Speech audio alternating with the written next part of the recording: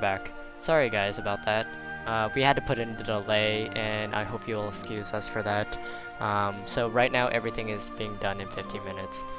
So now we're just gonna do the introduction to redo this whole thing again. I want to introduce I'm Deception, who is the commentator for today's tournament.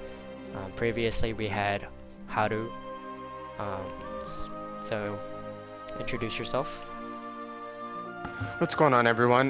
This is I'm Deception. I am co-casting today. I'm going to be going over right now the decks that Railgun and both Lord Matteo brought. We do know that Railgun has brought Aggro Bat Blood, Dshift, and Tempo Forest. Lord Matteo has brought his own variations of Hybrid Forest, his own variation of Dshift, and Stormhaven. So they both brought some pretty meta decks. As far as what they look like, I could see Lord Matteo probably banning Rune. He's got good decks to fight off aggro. I see Lord Matteo banning off Rune, and I see Railgun probably banning off Haven. And that's my prediction, at least as far as their bans. Do you have anything to add to that? We know that Railgun was here in the previous tournament, which was why he's also in the mid bracket. He also gave us his rune number. Aside from that, Lord Mateos is also a previous tournament player as well, though he's still fairly new. Both Railgun and Lord Mateos are from previous tournaments. We'll just have to see from how they do in the tournament. We do know recently Railgun did just hit Master, so that's something to note. 13121 to join the private. Make sure you click the watch private. Yep, already going.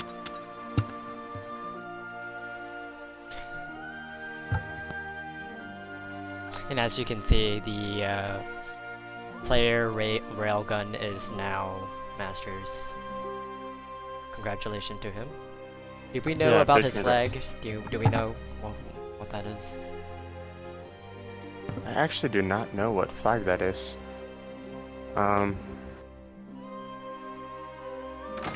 Maybe a viewer will point it out later. Yeah, definitely. I really don't know. I've never seen that flag. We also see the flag for Lord Matteo too. I don't think that's France, is it? No, is it Italy? Italian? It might be. Hold on, let me check. It might be. No, Italy flag is up and down. Yep. Alright, just give me a moment.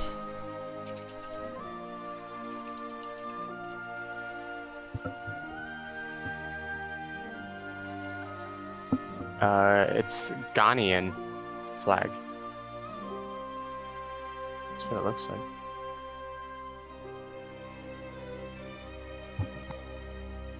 Ah, it's the Hungarian flag.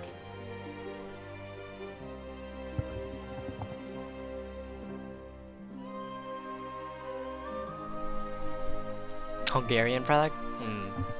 Yep. So, while we're at it, tell us more about you. So what do you do on your stream, and how often do you do it? My stream is pretty much every day. I do work third shift, so my stream is mostly during the evening. It's usually when I get off work, I come home and I sleep, and then I start streaming from around 2:30 to 3, and it usually lasts until around 9:30 to 9:45 p.m. Eastern. A lot of my stream is right now just me trying to climb. I just recently hit AA2. I'm about halfway through, heading to AA3 currently. A lot of my stream is just either me climbing. There's a lot of deck talk where I help people. I do have a deck doctor day, which I just did today and we'll probably be doing later. I do run take twos as well. I average 4 wins in take two. I have a lot of card experience. I come from Hearthstone. I was Legend 17 times in Hearthstone, 6 times it was in all 3 regions, so Asia, Europe, and NA. I played professional Magic and Yu-Gi-Oh! So I have a large TCG slash CCG card experience, and that's where a lot of my game knowledge stems from when it comes to card games. Right. So if you want to catch me, it's around 2:30 Eastern to 9:45 Eastern. Nice. We're kind of right now we're waiting on Lord Mateo. He just got on.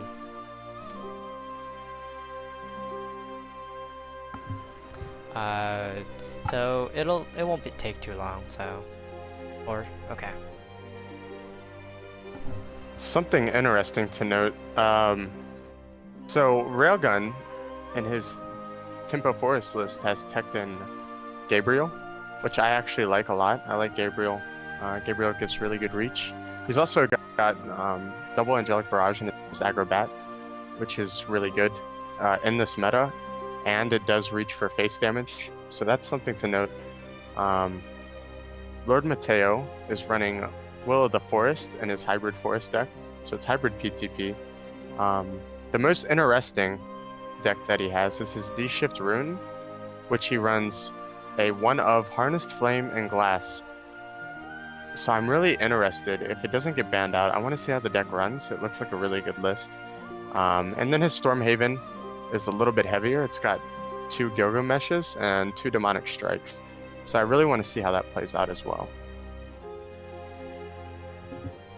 Right now I'm just setting up the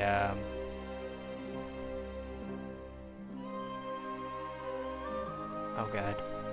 So right now we just got the bans. Railgun bans the Haven classed. And, so my prediction was right. And then the Lord Mateo bans the Forest classed. So the other classes that they play, if you can you list them for me? Well, what does Railgun play? Railgun is going to be running Aggro Bat Blood and Dshift Rune. Lord Mateo is going to be running Hybrid Forest and Dshift Rune. So double Dshift Rune on both sides.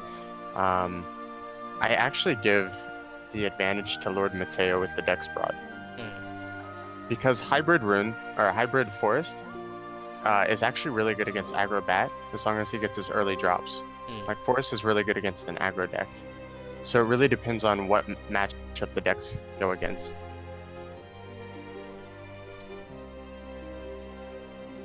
What's your opinion on that?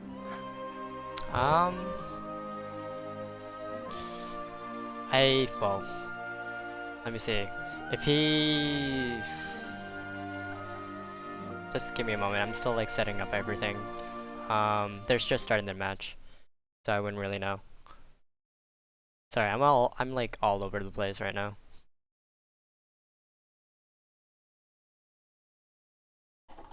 Is the match starting for you? Are you actually in? It's loading right now. Alright, good. So let's see what both classes are choosing. So we see that Railgun has chosen his blood.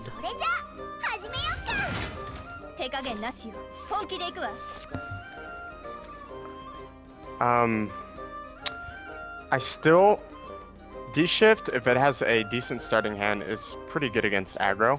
The thing is aggro blood is probably the fastest aggro deck there is right now on the ladder.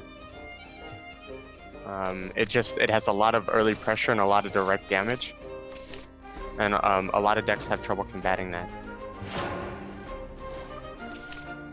We can see that he has Dance of Death, Ambling Wrath, and Angelic Barrage. So in general, aggro bloods usually wins out against Runecraft. The only thing that I can possibly see from Runecraft winning here is if they have answer for pretty much everything that Blood has. And you mentioned this is... what kind of blood deck this is? This is aggro Bat Blood, so the deck in general is just really, really fast. He did get sort of a heavy starting hand, and the Angelic Barrage isn't going to really see use unless it's used as like for reach damage. The cool thing about Lord Mateo's deck is he is also running Harness Flame and Glass, so he could evo that to clear like a board of bats on top of Angelic Barrages. So it really depends on the Dshift's hand. Aggro does usually win against Dshift. That's pretty much their weakness, is an aggressive deck that they don't have answers to. So what are the so aside from Blood that he's playing and Force that he has, what's his third deck for Railgun? His Railgun's third deck was his Forest, which was banned out. So the deck he has left is Dshift Rune to run next. Okay. So they both brought Dshift Rune. The difference is Lord Mateo has Hybrid Forest, and the Railgun has his Dshift as his next deck. And as for Lord Mateo, his next deck is Hybrid Forest. Got it. With Will of the Forest in it as well. So it's PTP with Will of the Forest.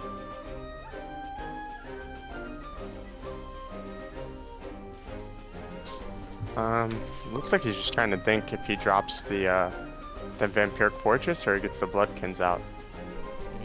More likely, I mean, I think the Vampiric would be the right answer here. I really do too, because you had the Bloodkin next turn to force pop the Fortress. But he could also, I see sort of why. If you save the Fortress, you can get more reach damage in later. Yep. So there's something to know by holding on to the Vampiric Fortress. Oh, and there's the Angelic Barrage that stops him here. It's pretty good tech. And a lot of aggros roaming around. Yeah, I mean, I pretty much understand Angelic Barrage in any control-centered deck, and even aggro decks right now. Every single deck is running Angelic Barrage. It's just too good at the moment.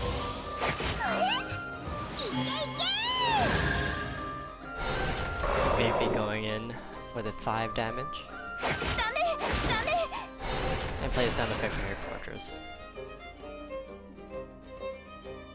So what Runecraft all he needs to do is just figure out a way to clear this. Play a bunch of spells. This is an easy clear. Just Evo Levi, deal the 3 damage to the 4-3, run into the 1-1. It leaves him with a 4-3 on board. I'm assuming he might get Dance of Death. When would it be a problem for the Runecraft to struggle against aggro? Not having enough answers, right? Yeah, not having enough answers. One of the biggest things is you see all the direct damage that he's taking. Yep. And now he's sitting with Railgun's sitting with double Demonic Strike in hand. And the Dshift is already at 10 life. So even without a board, the Blood is going to be able to do double Demonic Strike, and he has Demonic Storm and Angelic Barrage. That right there alone is 10 damage. Wow. If he can stall it out. It depends. If the Dshift has a good hand, I would definitely consider if the Dshift has a Flame Destroyer to get that down early as a tempo play. Yep. Simply because he just used the Dance of Death.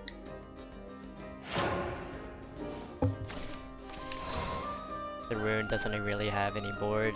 Same thing for this, but he doesn't need a board right now. He doesn't. He's got a whole hand of direct damage, and now he's got Razor Claw. Yep.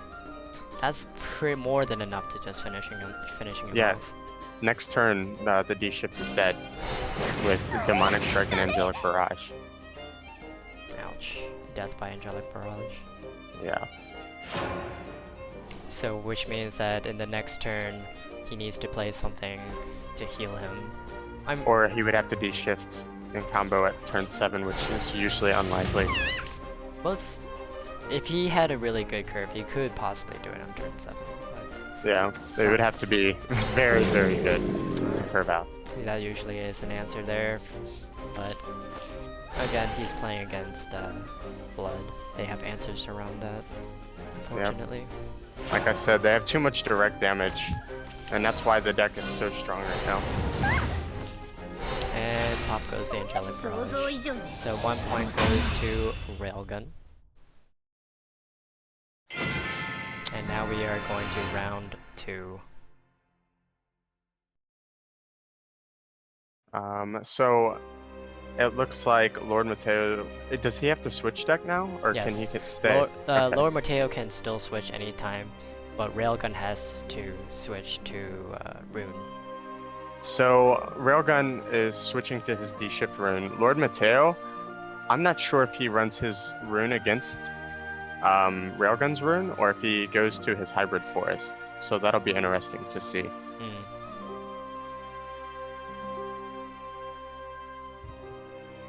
So now that he's playing that, which means that the one that he just played, which was Blood, is now gone. Yep. His aggro blood deck is out.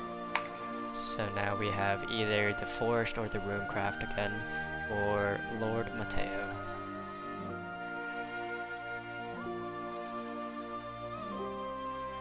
It's really a tough choice. I mean, going Dshift into Dshift it's very tough because that just becomes very draw reliant. Like whoever curves out better, whoever starts with their Dshift or their Flame Destroyer, their combo, has the upper hand. Hybrid Forest, I would probably go with Hybrid Forest here. And the reason why is they've got 2 ways to win the game, but Hybrid Forest can also play more aggressively. And on top of that, they sort of have a way to deal with Flame Destroyer turns if they get like their Ancient Elf out and their Tia, on turn 8 and 9, and the Rune player doesn't have an answer, it could stall him out long enough for even PTP to become a factor. So it'll be very interesting. I would go with Hybrid Forest. I do not like the mirror matchup because it becomes too reliant on what you have in your hand versus what they have in their hand. Sure.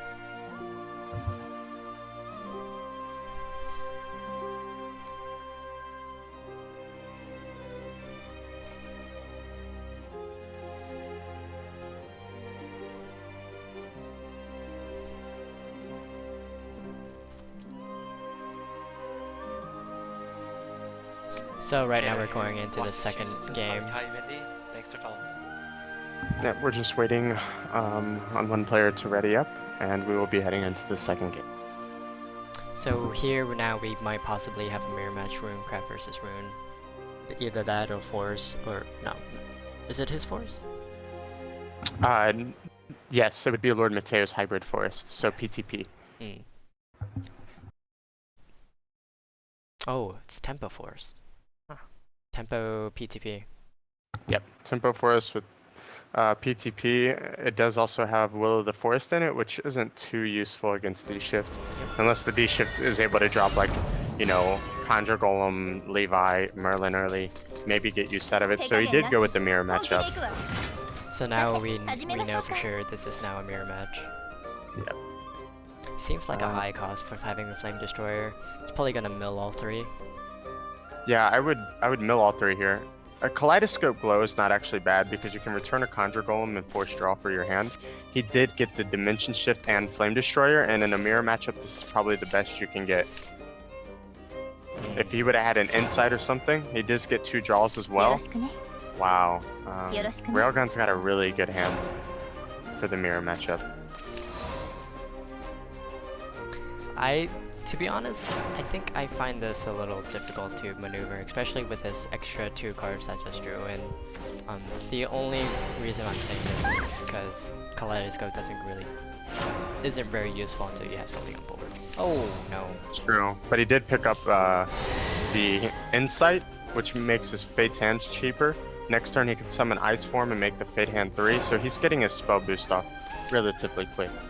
Yeah, that was a really good top deck from Railgun there. Yeah, it was perfect. So, wow. Oh, Sorcery catching turn 3.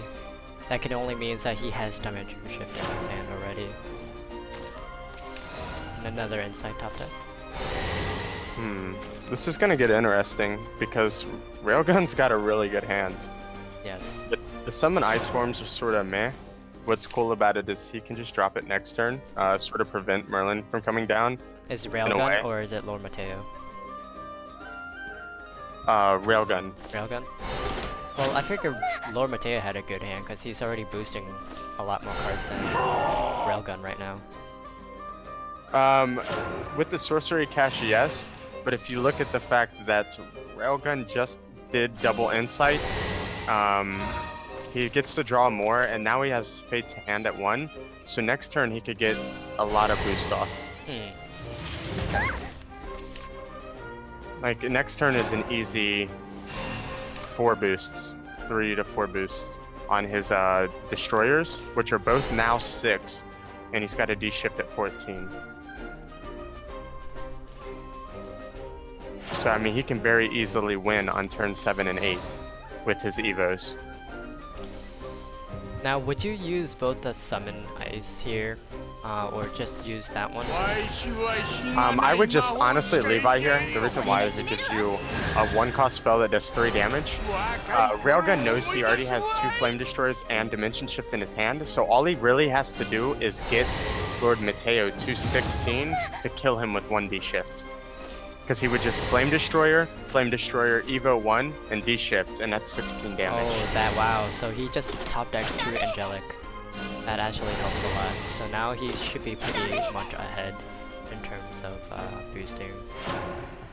Yeah, I definitely give the advantage to Railgun. His hand is just perfect. Like, you can see he's going to pull off maybe turn 7. But he's at least got turn 8 win. Meanwhile, our opponent here has a Merlin. He also played 2 sorcery caches and some other small one. He had a turn 4, but he only played 1 spell, which is quite important. But they did just drop the Levi. Yep. But that actually helps Railgun in a way, because it could Kaleidoscope Glow, drop a Summon Ice form, and then now he's got 2 0-cost Flame Destroyers, and he will have an 8-cost Dshift, which sets him up for the turn 8 win. Not just that too, but Lord Railgun just forced milled Lord Mateo, so that puts him in a very bad predicament. Because it could be important to draw. He's just gonna play the Fire Chain. It doesn't really have use here. It's good for the spell boost, but I mean, why not if you have the cards to do it? Yeah.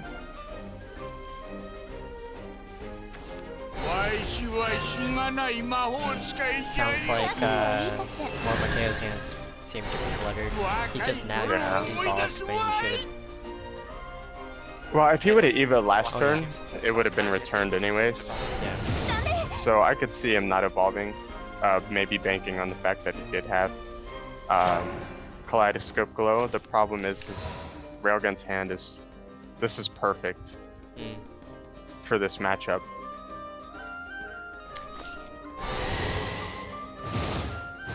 I would just not play anything here. Yeah, and he doesn't. The reason why is if he Conjure Golems, he can Kaleidoscope Glow. Maybe he has a good hand too. Railgun knows he wins next turn. So there's no need to play extra cards when you already have the win con. Yeah, especially, like, why would you Conjure Golem here? To give him something to return when you already know you're going to win next turn. Like, he wins. He double Flame Destroyers, Evos, and Dimension Shifts, and that's game.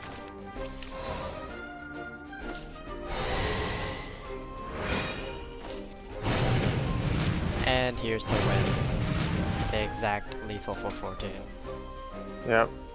Wow. And that brings Railgun to 2-0.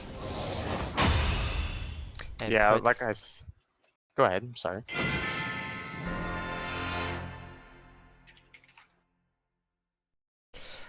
So right now Railgun gets to move on in the winner's bracket, and Lord Mateo is sent to the loser's brackets.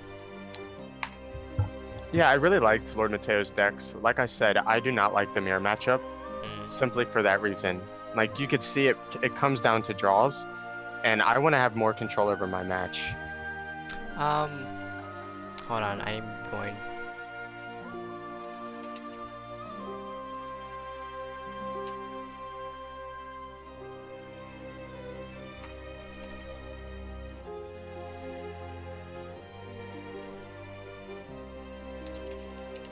if you don't mind, actually, I think you can do it on your end. If you don't mind controlling the matches, just let me know which one we're getting or watching. Okay, yeah, I can do that.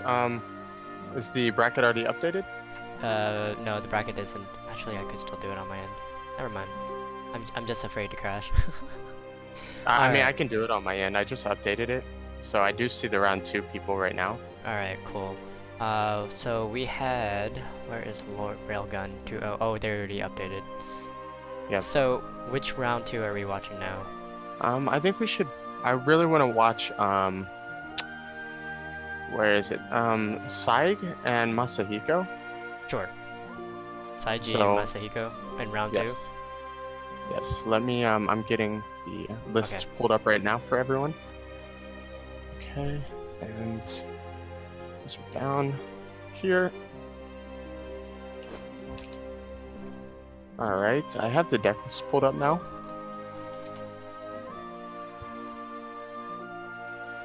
I'm going to go ahead and make sure to see if Masahiko and Saiji are playing. Yes, I need them to add me as well. So, 1 second. 25599. Okay. I have to. Are we watching Masahiko or Yep. Saiji? Masahiko. Make sure you put in your ID. Yep, I just sent it to him on Discord. Oh wait, it's mid-game. Okay.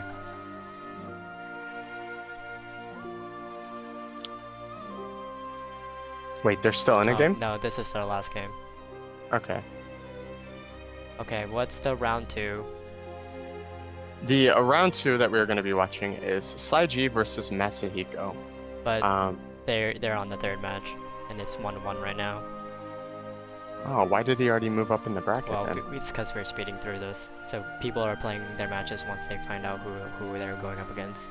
Oh, okay. So what should we do is just wait for the matches that isn't ready. So I think we should go ahead and check out Nevis T first, so we can come in there. He doesn't have a match. Oh, he doesn't have a match yet. Yeah, he doesn't have a match yet, so we can just cut in and say like, hey, you're on stream. All right, let me Nevis add T him. and whoever is the winners from Nevis T's match. Caleb HS or the Jord, which is an interesting lineup. And Jord wins. Okay. All right. So next up, we're gonna have the Jord versus Nevis T. It's having him invite me now. Yep.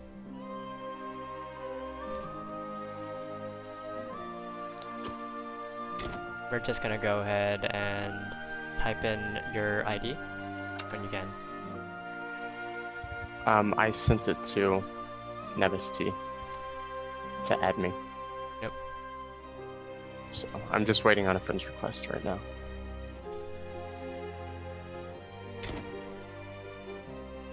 I'm gonna pull their decks up now, so we will have that.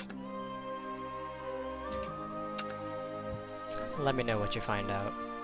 All right, will do. I'm pulling them up right now. Still waiting on the friend's request from Nevis. All right, I did just get it. So let me have the room number when you do get it. So what I know about the Jordude, he is bringing Stormhaven, Dshift Rune, and PTP Forest.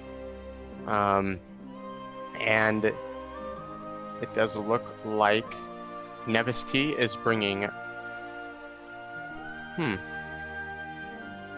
He's bringing a mid-range sword without... he's not running Royal Banner. So it's just a mid-range sword with Mentor's teachings and stuff.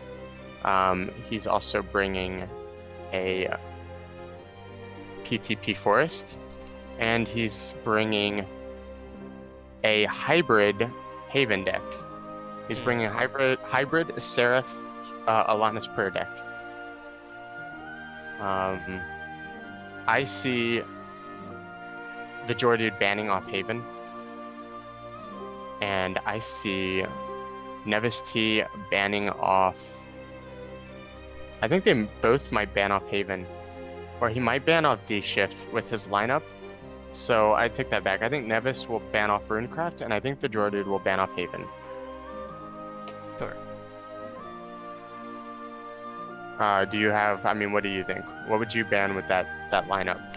I would ban if Jordude. To be honest, I would ban the Haven just because it's overall strong right now. As for Nevis T, Rune, well. The reason I think he'll ban Rune is because mid-range Sword actually has a pretty good matchup against Haven, and like I said, he's got Heal Haven as well. It's actually a hybrid Haven, so I just see Nevis banning off Rune because he has more control over the other matchups. The problem for him is that hybrid forest, or the PTP forest that Jordude is bringing. So that's also something to consider, because hybrid forest is really good against, or hybrid as forest is good, but PTP forest is really good against control decks.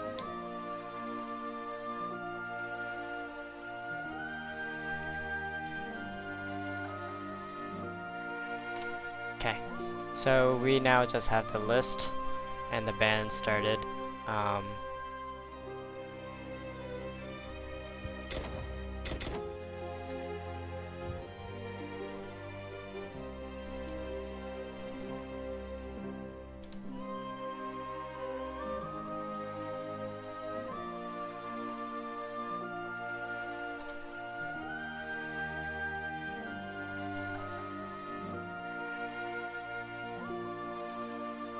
Also, something to note, you are now over the 50 viewer, so the quality options should be enabled for people. It has to be there for about roughly an hour before we could do anything. Alright, so in about an hour, people, you can adjust the quality. Yes. Or, well. Okay, so he gave us the room number. Okay. And the room number is 56830. Okay, I'm going in right now. It doesn't exist, or it's no longer active, or spectating No, he is needs not to allowed. add you as a friend list. Did you add Jordan? Oh, no, I added Nevis. Oh, Jordan needs to add you. Alright. Jordan. Put it in the stream room so that they can read it off of there. Oh, okay. Just copy and paste it ready when you need to. Got it.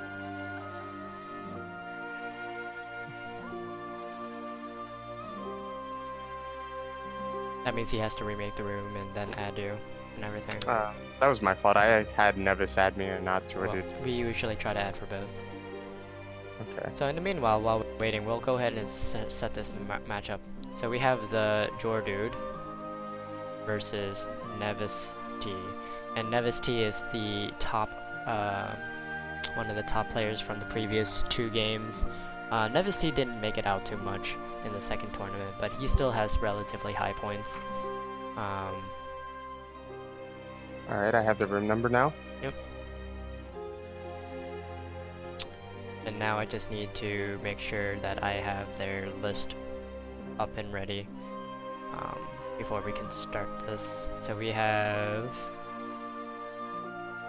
Jordude, who is bringing Stormhaven, Yep. Dshift, and PTP Forest. We have Nevis T with mid-range Sword, PTP Forest as well, and hybrid Alana's Prayer Seraph Haven. Just give me a moment. I have to like organize. Alright, he top right. Jordan bans Haven, that's already there, and then Nevis T bans Jordan's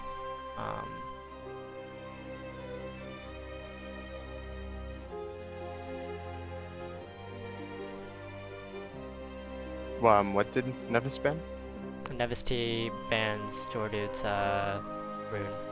So I was right. I said Jordu would ban Haven, and Nevis T would ban Jordu's Dshift. Yep. For his Runecraft. So now we just don't know when the what the first matchup is gonna be. Yep. what's really strong, they both have their PTP forest list. I actually give the advantage to Nesty because his list is running double Will of the Forest and double Fairy Beast. Jord's list for his PTP Forest is running double Fairy Beast as well. But he doesn't have the Will of the Forest, and Will of the Forest is really good in that matchup. It gives Nesty a lot more breathing room. So it'll be interesting to see. I'm trying to see what he has that's different, because they obviously have to cut cards to fit cards in. Oh, so it looks like Nesty actually dropped the Water Fairies, and in place of the Water Fairies, he put in Will of the Forest.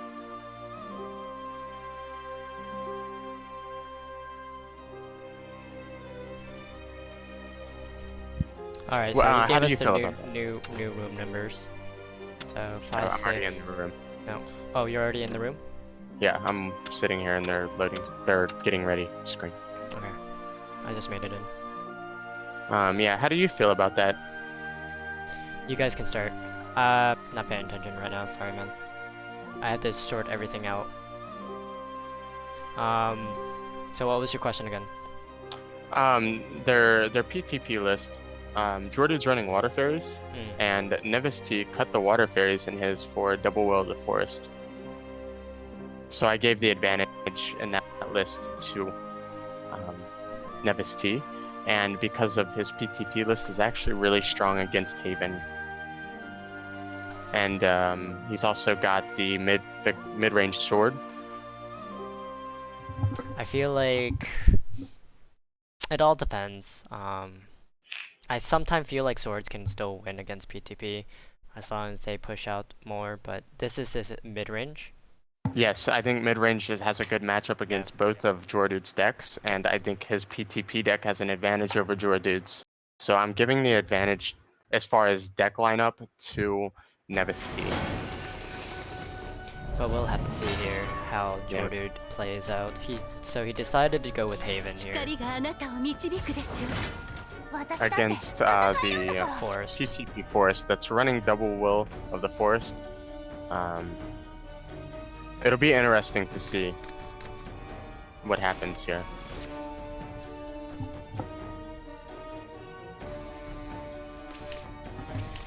To be honest, I thought Nesty would ban out the Haven, but I guess he's more prepared against it. Yeah, his lineup is really good against Haven, where it's a little worse against Dshift. Like, PTP against Dshift comes down to a hand, but the upper hand really goes to Dshift. So they only need one turn. You getting off PTP is fine, as long as they have the combo in hand. Whereas the mid-range sword can also be thwarted by Runecraft if they have the answers.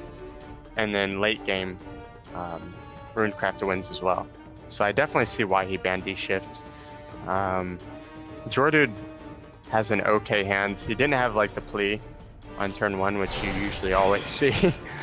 And that's interesting to see what's going to happen. Does Jordude run Demon's Decree? Jordude's deck, his Stormhaven does run double Decree, double Dance of Death, and double Gabriel.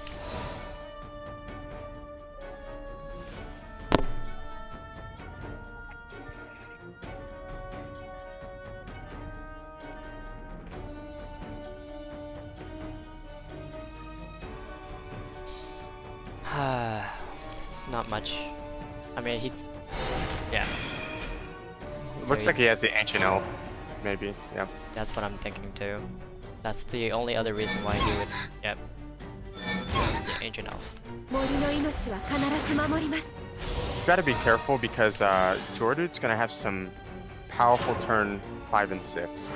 He's going to have the one Aria pop on 5, and he will have the second one pop on 6. He's also got the Heavenly Hound. It looks like he's actually just going to play it because he does have Priest to Cudgel. So the reason why he would play that is he can run it into the Ancient Elf if he doesn't evolve the Ancient Elf. to Priest to cudgel it, but it looks like Nesty had an answer with that Sylvan Justice. Sylvan Justice OP gets a fairy Yeah. and everything. It's and he did go in Evo, which is really strong. Why this is strong? I see the Evo here. A, it gets in a lot of damage, but B, it stops him from being able to run in the Holy Falcon and Priest to cudgel it down. Now he's actually gonna have to push a lot of his board into this Ancient Elf to clear it. Well, his other option is to use Sister Initiate right here, which was a pretty good top deck, and can easily give out answers for those. Like, he can just do it on the Beast Aria and get the 2. That's what I would do, actually. I would just... Wow. I guess this is actually an okay play, too. He can also Black Inscription and still go face without having to lose his... Oh! Yeah, so he would just evolve that Scripture it and then Sister Initiate the Aria, which puts him in a really good board state. So there was 2 ways to do that play. Yep.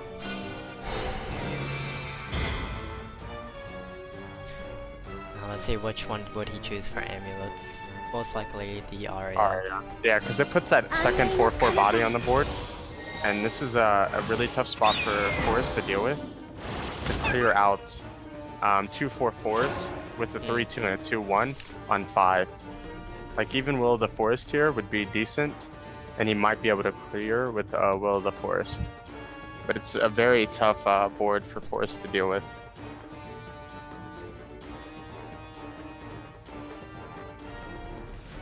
I still think I would have Sister...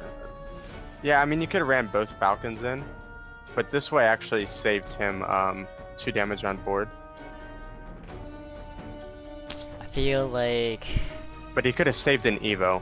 That was my whole point in doing the Sister Initiate play, running both birds in and scripturing. He would have been left with 2 Evos still. Yeah, that was a little bit ham, but I guess, well, if he wants to get rid of the board, that means he's forcing his other opponents to do other means with it. But I guess but he could have saved an Evo and still did it. Yeah. And then he would have had more Evo potential, because now he's probably going to use an Evo on like Priest to Cudgel if he doesn't use it for face damage. And he could have been an Evo up. I really think the better play was just running in the birds and sitting there with the 4/4s and the 3/2. Well, so what can possibly this Forest player do here? I mean, he's doing the 3/3 to kill that 4/4. Honestly, he probably has another Ancient Elf. Oh, nope, doesn't have another one. He's in a really rough spot, because he's going to at least take 8 damage with what's on board. Yeah. With Garuda, that's 11, and with Evo, that's 13 damage. Ouch. He could put him at 5 this turn, and honestly, that's probably what I would do. He could Prism Priestess to maybe draw into like a Divine Birdsong to set up a Lethal. turn 6 lethal, or turn 7 lethal with Divine Birdsong and Garuda if Prism does pull it. So he's just gonna go for the clear, which is not bad. It stops a sort of semi-big Ancient Elf. And I think it would Ancient Elf stop what he's going to do on turn 7 though? not really. It would have stopped a little bit of damage, but Jord's board is just really hard for Forest to deal with, especially without Will of the Forest. And he can't even Tia this turn. I mean, so I'm okay with this route, but you know, I still think I like the better idea of bringing out the Priestess and getting that 3-drop in and then just go phase. yeah, because no matter what he would have drew with Priestess would have been fine. He could have drew Plea, which would have gave him answers. He could have also pulled another Pinion Prayer, which is another 2 damage that he could pop next turn. Because he couldn't Tia this turn, the Prism Priestess play was better in my opinion. It would have set him up for further turns instead of setting up the board now. And there's Tia. And if this is where it's going, he could probably play Nature Guidance here to save the Tia and just do it again next turn, then that would actually cause problems the next fall. But unfortunately, he doesn't know that he's already dead. because he's got 8 on board with Garuda in hand. That's 11 damage. Yep.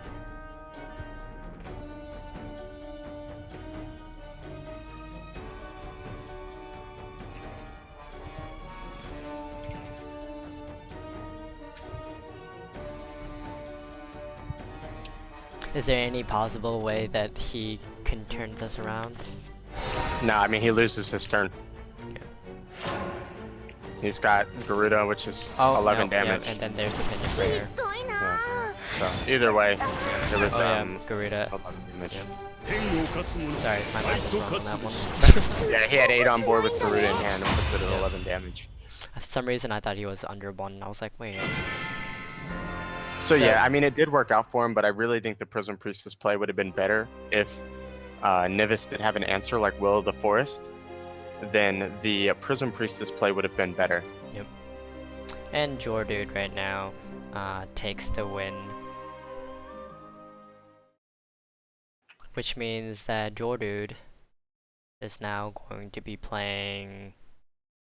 Jord is actually going to be playing his PTP Forest. Oh, PTP Forest. Yes, Nivis still has his sword and his forest left. So it looks like they're going into the mirror matchup, and we were actually talking about this at the beginning. I give the advantage to Nivis simply for the fact that he cut the water fairies and he's running double will of the forest. Jordude is running double fairy beast, so is Nivis, but he has 2 water fairies, and I really think will of the forest is more valuable in this. The good thing about water fairy and why it's ran is it does produce 2 shadows in a sense, where Will of the Forest will allow a better board clear to set up. So the Will of the Forest could potentially backfire because PTP Forest doesn't mind their board dying. Sure.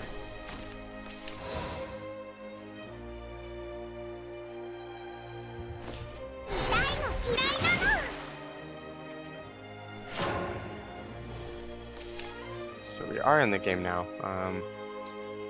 Jordude has a pretty good hand.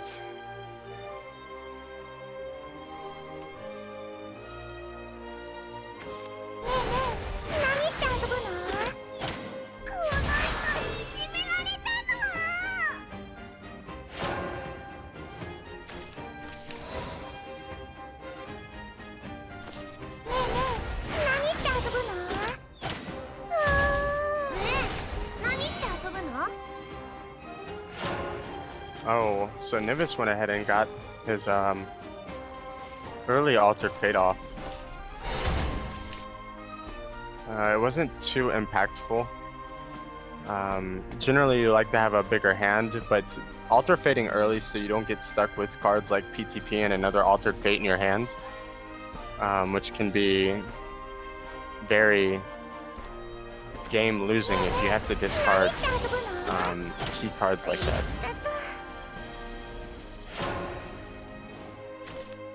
Like I said here, Jordude's got a great hand. He's got the double Ancient Elf. He's got the Fairy Generators in hand. He's got Fairy Circle, Fairy Whisper. So he can make back-to-back Ancient Elves. And he can just bounce the damage off this Ancient Elf on by playing Elfchild May and playing another Ancient Elf. So he's sort of got that Ancient Elf bounce going here. And I also noticed oh, he's in a pretty good spot.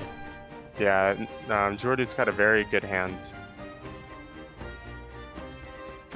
So Jordude here, honestly, is probably just gonna... Well, he did pick up the Elven Princess Mage, which is really good if you have Tia in your hand, because you could basically pull off a turn 5 Tia. He could Evo the Princess Mage here and clear, or he could just play the Elfchild May, run in the Ancient Elf, and then Ancient Elf again. My question that is, would be my play. Why didn't Nephis T play the Elfchild just to do 3 damage, or just to do 1 damage, so it would be a 3/3? See, I feel like he's saving it. He may have another Ancient Elf in his hand as well. Or he has Will of the Forest in his hand, and he wanted to keep his hand sort of big. Or, I mean, it's not even big, but keep it bigger than what it currently is. The problem here is Jordude's got just a very, very good hand. My optimal play here I wouldn't have done this way. I mean, he does get to have two more fairies, which he could combo with an Ancient Elf for free. Next turn, he could fairy Elf Child May, Fairy Whisper, and Ancient Elf, and you have a full Ancient Elf. But how I would have did that was Elf Child May, ran the 3/4 Ancient Elf into his Ancient Elf, and then replayed my own Ancient Elf.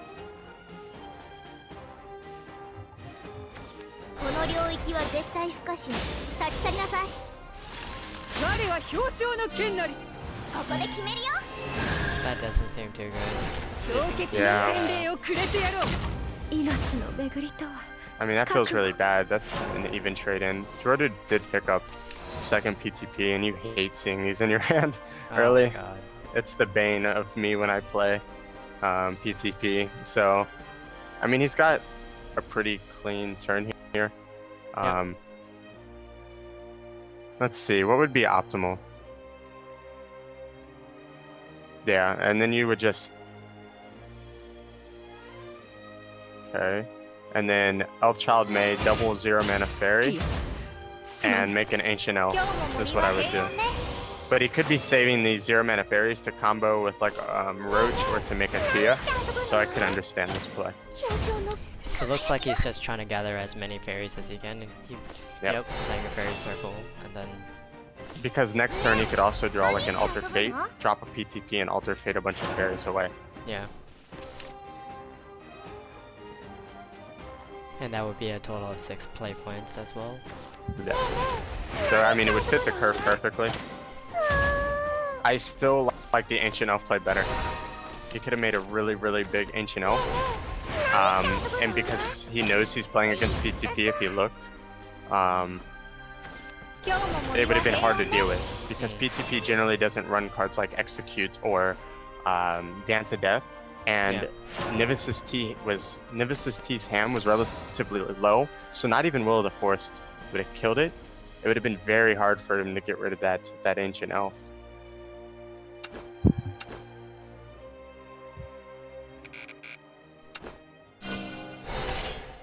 He could Ancient Elf here as well. He could probably play those two, go face, and then just Ancient Elf here. Or not. Oh wait, he's playing extras. Okay. Yeah. So this to me would be an Ancient Elf turn. That trade is actually fine. This way it doesn't put him in an overdraw situation. Because if he were to return the Fairy Whisperer, he would have burned a card next turn. Yeah. So this was the correct play. This doesn't seem too good. I mean, he would need to evolve the swing over this too, and that's actually pretty good for Jord. Yes. Wow, so they had to play a Fairy Beast in Evo. He's now out of Evos, and Jord is sitting on 2 Evos still.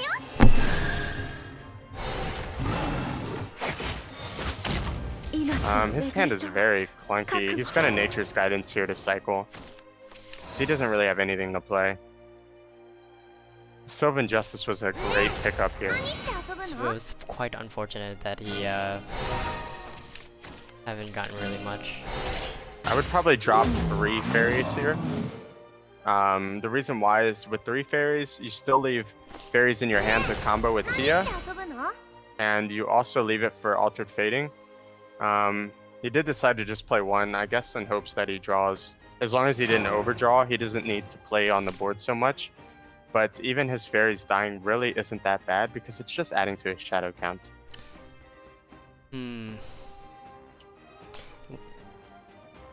There isn't really much optimal play at this point for the other opponent. I mean, he just recently played a Fairy Beast, so... Yeah.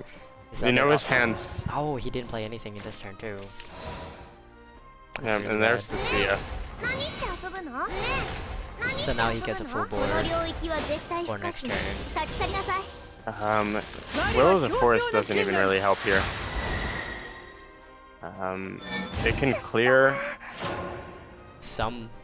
Yeah, But not I the mean, 6/6 though, unfortunately. Yeah. It could clear the 6-6 if all of them hit the 6-6, but the odds are very little. Bright Oh, side, at least he might get the chance to kill the Tia with it if he plays he that. could do it with Sylvan Justice and Will of the Forest.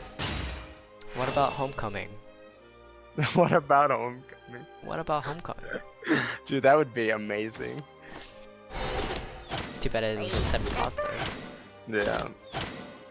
So unfortunately, he couldn't clear the 6-6. But he He's did in get a- the Tia though. Yeah, he did get the Tia, which is important. But they're both sitting on 16 shadows. The board advantage goes to Jordude, and the hand advantage is sort of in Jordude's favor. The problem with Jordude's hand is it's just 2 paths and 4 fairies. Like,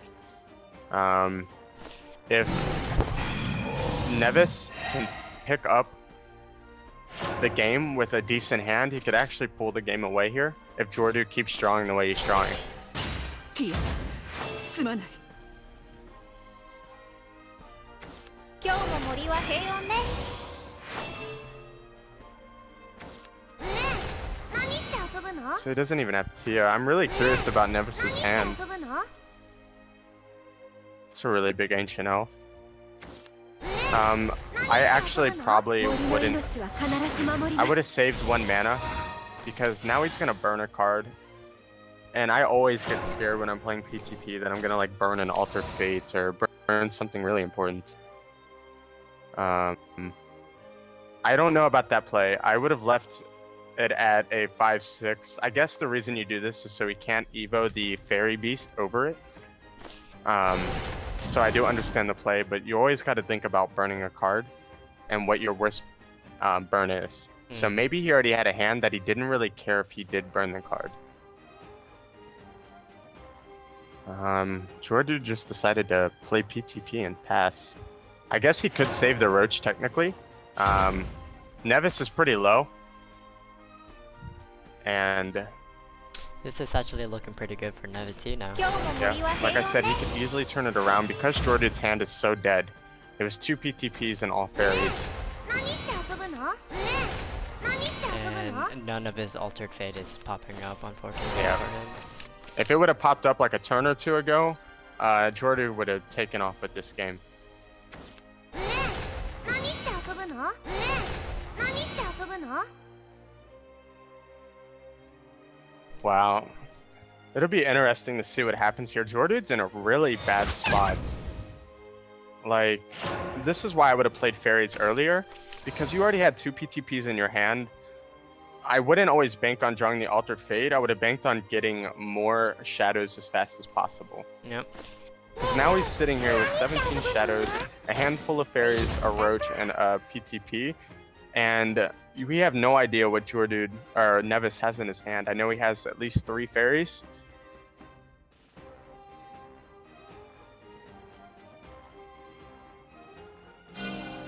Looks like he's gonna bash all 3 or all 2 into it. He probably just roaches. 何して遊ぶ Oh, の？ that's ね fine. Yeah. え、何して遊ぶの？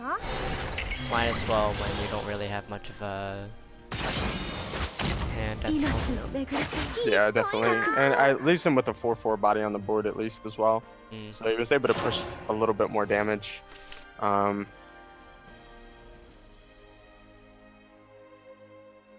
I can tell it looks like Nevis has the Tia or another Ancient Elf いったと with the way he's making this play. いったと Wow. Oh, this is, yep, this could be a Tia, 何し yeah. て遊ぶの？ No, it's No. not. Oh, it's Fairy Whisper. So he's just gathering. So his hand seems pretty dead right now too. Yeah. But he is at 25 fairies. Mm. So what this actually set up on the board is he can run all his fairies in, be at 30, and drop the first PTP. So right now the shadows is looking 21 versus 25. Basically this is all shadows right here if he goes phase. Yeah. He's probably gonna trade in all 5 for next turn to go PTP. Yep. For that 30 and then ここで決めるよ。 Jordy just needs to top deck. I mean, if he gets a roach, he could also get an Altered Fate which would put Kid him over in here. Watch the stream since it's calling PTP Tiny as Baby. well. Thanks for following. The only saving grace here is if Nevis is able to run all of them in, drop double PTP, and play Roach, he wins the game. Because this puts Jordude at 25 shadows, and Nevis will be at 30. 少し休もうかな少し休もうかな So he did have the double PTP, like I said. And the one fairy, and he also Yeah. gets the fairy shadows. 遊ぶの Yep. So it looks like Jordude. Oh, wait. Double fairy, glimmering wings into an altered fate. Could get him the win. That puts him at 26. Wow, 27. Oh my gosh.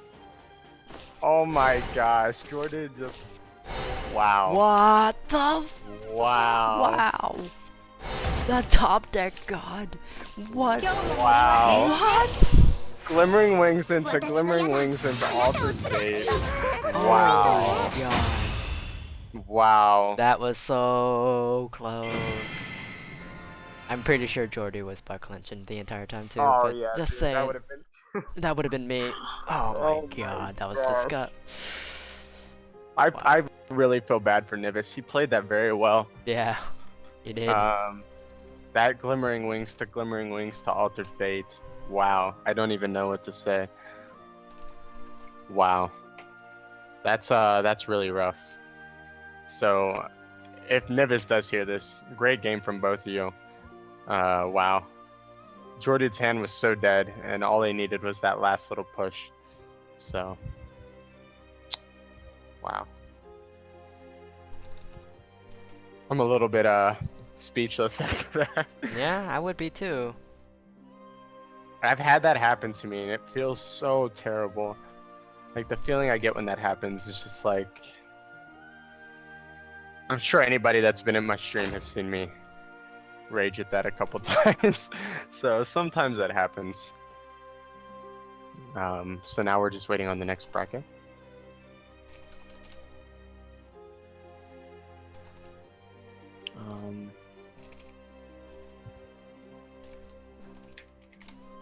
Sorry, give me a moment, please.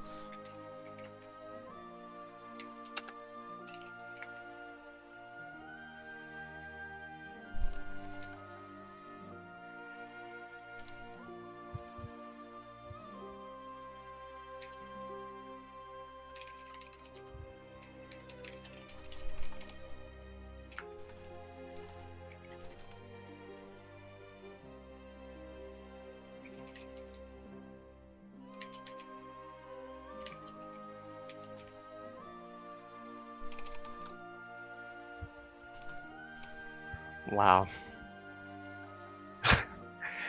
Man. That round was actually pretty good. Yeah, that was really...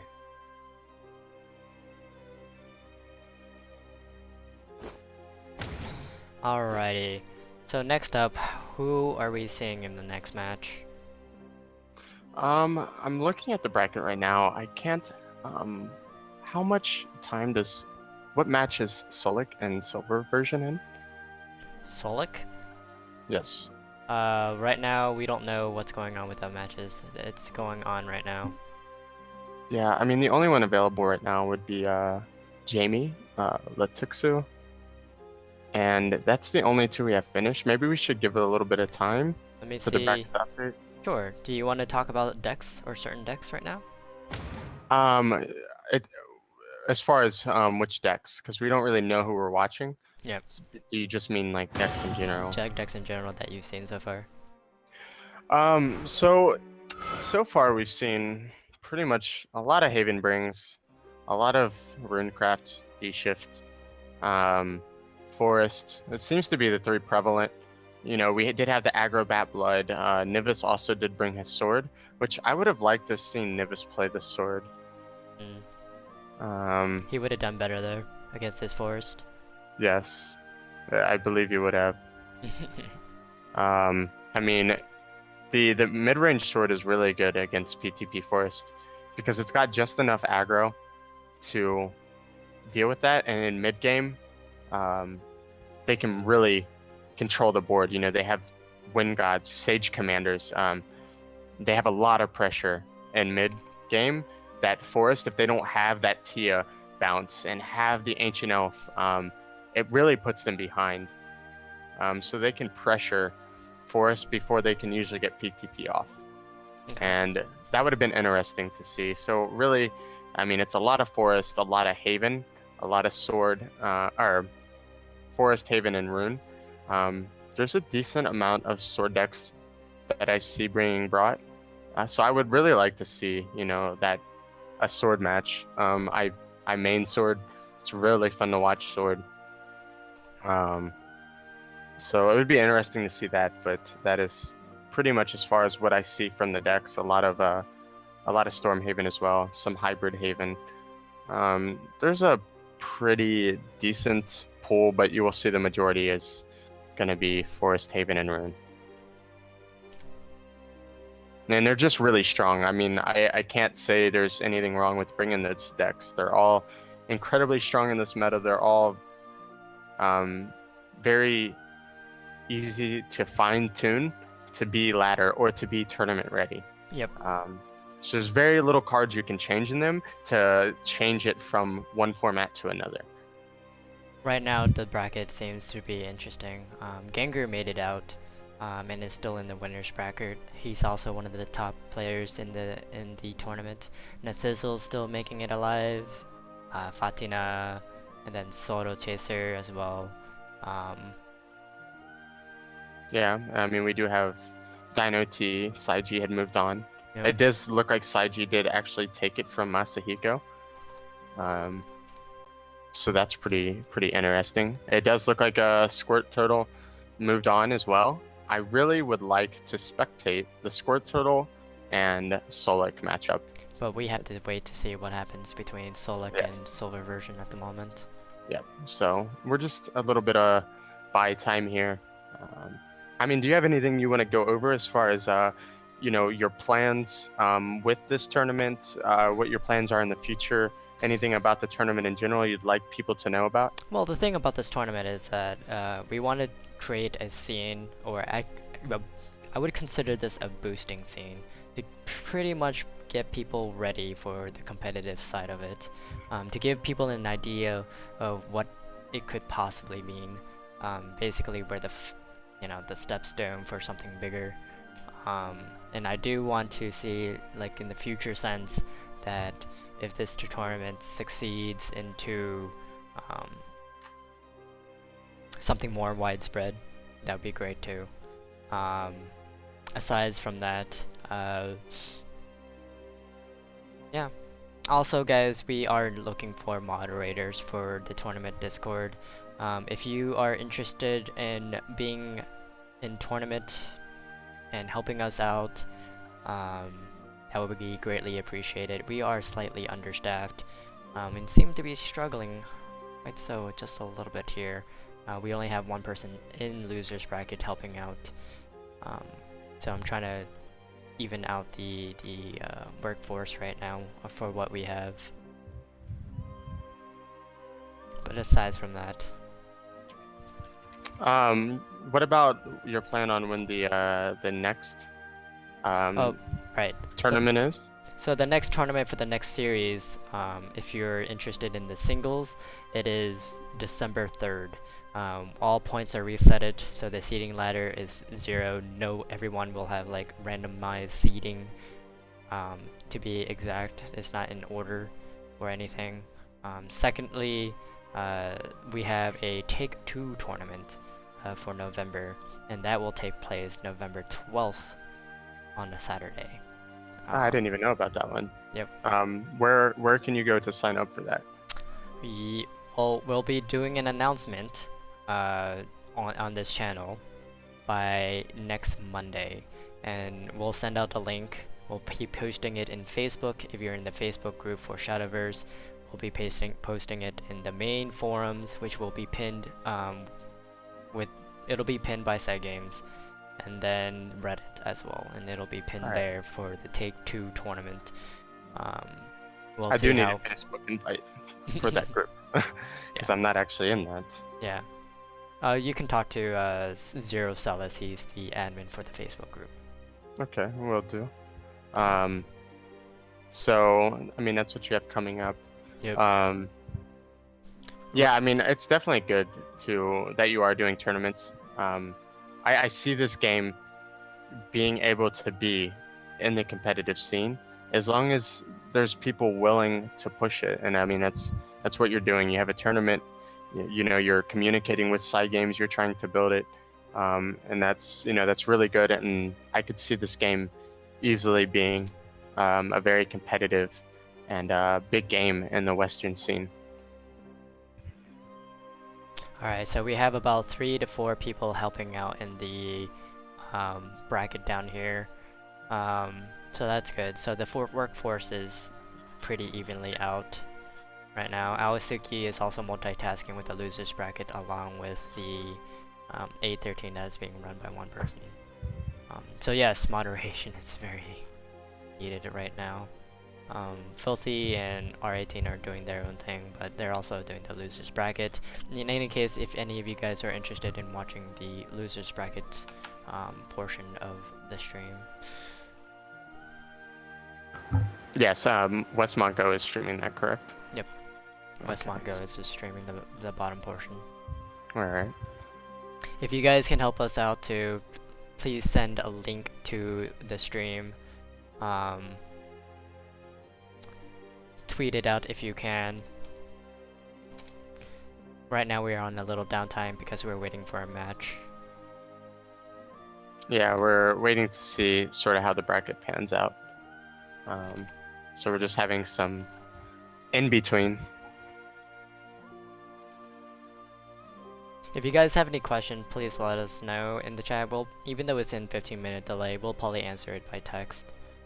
Yes. Any question you ask, regardless if it's addressed to Excelsior or me, Deception, if you want to address one person and have that person answer, or if you just have a general question, definitely do ask. It's good to have all the activity. We want everyone to be active. We want everyone to enjoy it, and also even feedback. You know, something you would like to see or hear, something that would be more entertaining for everyone, is also good. Feedback is always good, even if it's negative. That's the only way you're going to grow. Yep. And right now, what I'm doing is getting out the docs right now to look over at Jordude's deck list while we're at it, what we just seen, and what the ban would have been like. Yeah, I mean, I think they both had the correct ban. I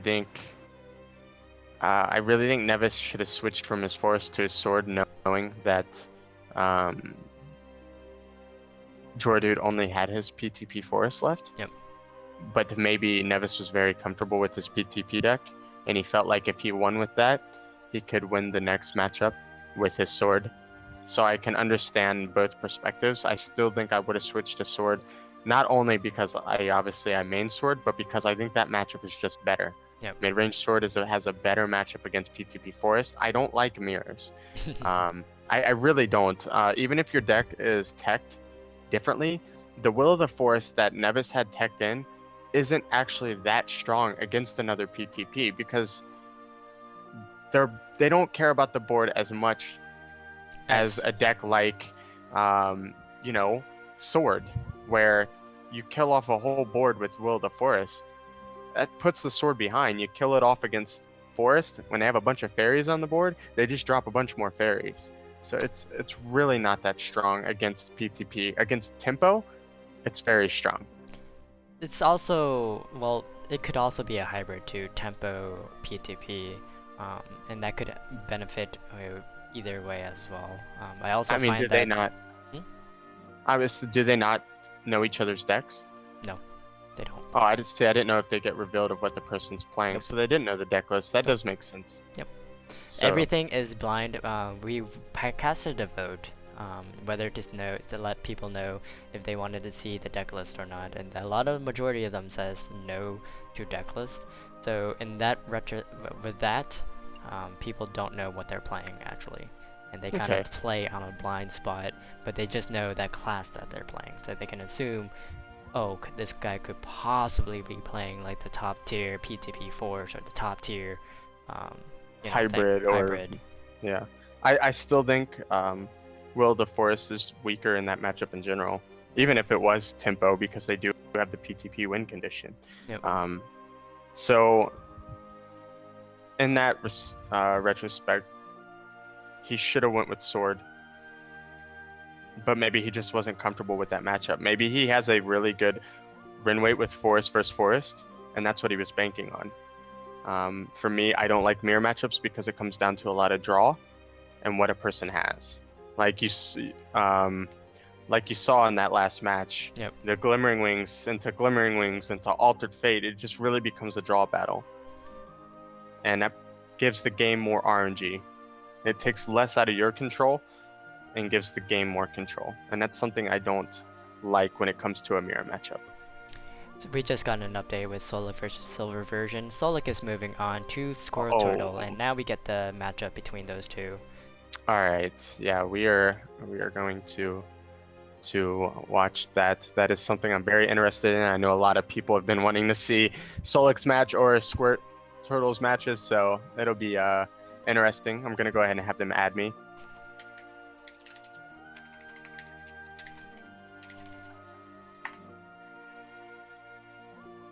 I'm gonna go ahead and get their deck list pulled up right now, so we can discuss that while we get these invites.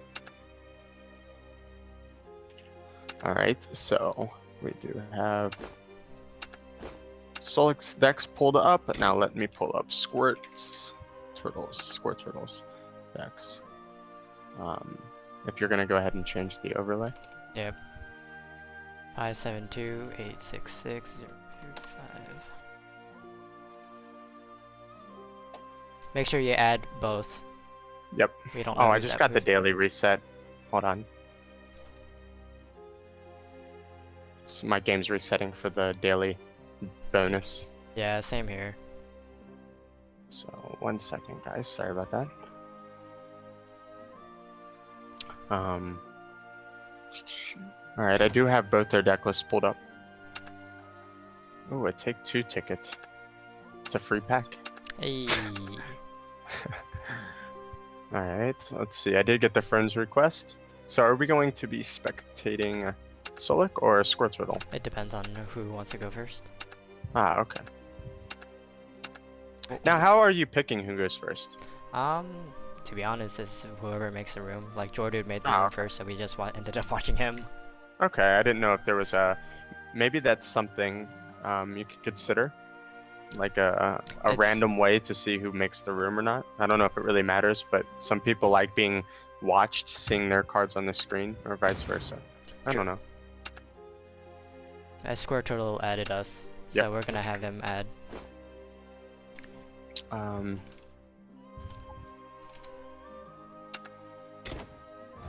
Let's see. It looks like, okay, so what we know about Solic... type it out when you can. Do like Squirt Turtle and then comma what their decks or what their classes are, comma versus...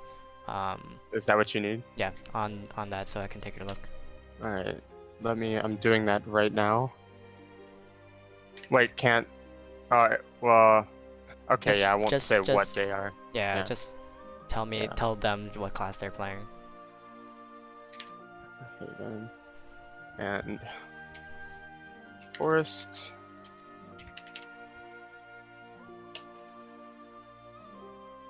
One second, I'm cleaning this up a little bit for you.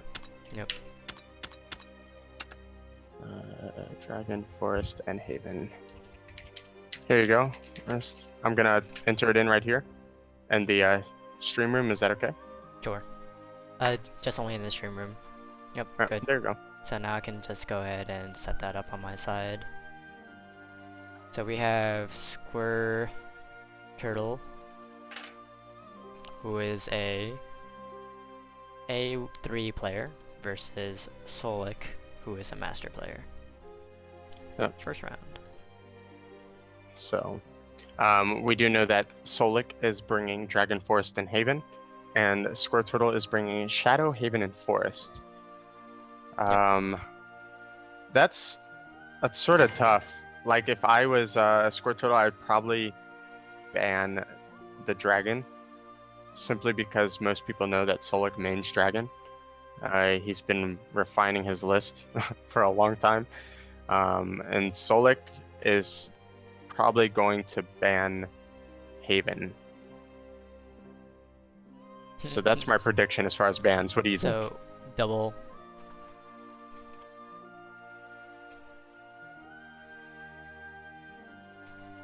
Oh, Are you no, in the I'm room? going to join the room. Yeah, No, you not join the yet. room. So no Haven allowed for both of these teams. They did both ban Haven? Yep. So they didn't ban the Dragon. I'm trying to join the room right now. It's 6-5. Okay. A lot of Haven class are being banned left and right now. It really is. Haven's just so strong. Why is this room? Hold on.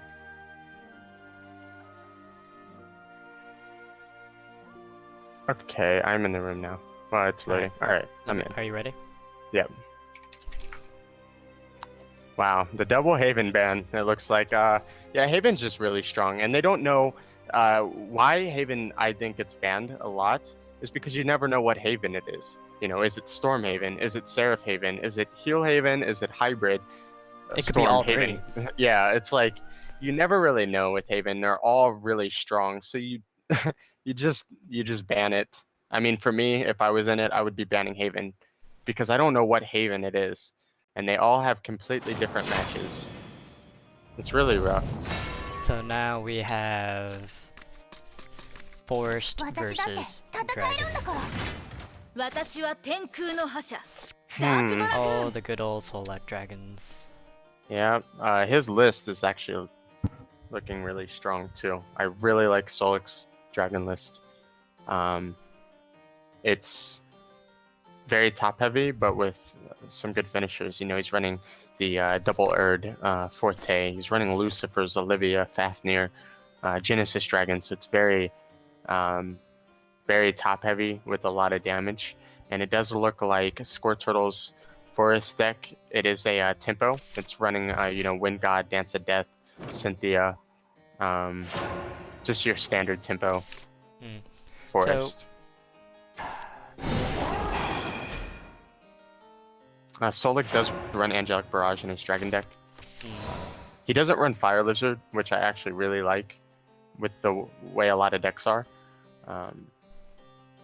I'm really not sure who I give this match to. Generally, Forest wins the matchup, especially Tempo Forest.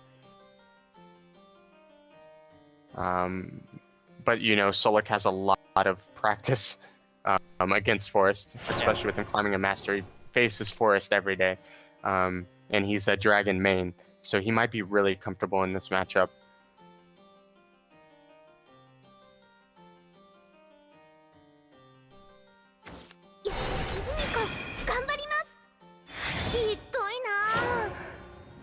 We can see that Solic has a pretty strong start, especially having the Unica. You know, not too long ago, people were arguing that Unica was way too strong. What do you think about that? Is it an OP card, or is it pretty balanced? I think Unica... I don't think it's overpowered, but I think because the lack of 2-drops available, it is strong in that aspect. Like, most classes don't have a really strong 2-drop, and for neutrals, there's almost no 2-drop that can match Unica. It's basically like a soft ward that they have to kill. It's going to keep healing. So you take a look at a card like Bellringer. So Bellringer is a 0-2 ward that lets you draw a card, which is nice. Cycle is always good. It does have ward on it, so they have to kill it. But Unica doesn't need ward to know you have to kill it. It's also a 2-2, and a lot of players are playing a 1-1 or a 1-2, and Eunuch is able to trade into something twice. So you play a 2-mana card that can trade twice while healing you. I just think it's very strong because of the lack of drops for it. 何して遊ぶの？ I mean, Solic does already get down the Aelia Dragon Knight as well, which is really strong. Being able to ramp his dragon, especially with the kind of list he's running, is huge. And if he was to have an Erd in his hand, that could really push him over the edge. But in retrospect, Squirt does have an okay hand. He does have Elven Princess Mage Evo. Could consider dropping the fairies now that he saw Solic use an Angelic Barrage. I would probably Elven Princess Mage, drop the fairies, and set up for a Wind God next turn. And start trying to get that early pressure out.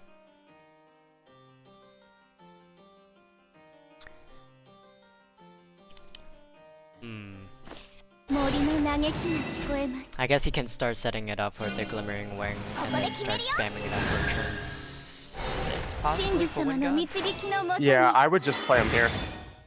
I would play him here because next turn you can just Wind God. And Evo. So yeah, I think this is the correct play. This is how I would play it. You just saw him use an Angelic Barrage. He would have to Evo. Oh, wow, he did have the Siegfried. And now he can trade the 2-1 into a fairy or go face for more damage. So make him try and pop the play point so Solic has it on his turn. Solic's in a pretty good spot, but Squirt Total's got a decent hand as well. For here, I would probably just Sylvan Justice the Siegfried, Fairy Circle, and Glimmering Wings to try and get some more answers in my hand.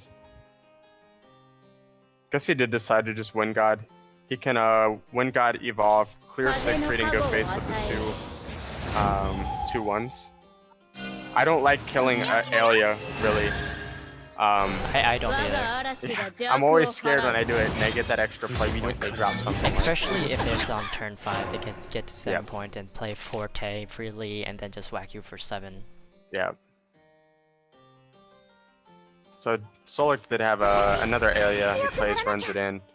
So if Solic has a top heavy hand, he could have a really big play next turn. Oh, he did have the Dragon Oracle to follow up as well. And an Ivory Dragon, wow. Wow. So he just got 2 card draws and it puts him in overflow and he's sitting on 9 play points next turn. That's Or not too 10. bad. While his opponent is still stuck at 6. So Yeah. hopefully he gets some big plays. Yeah, I mean, he could just do this into a Fairy and then Glimmering Wings.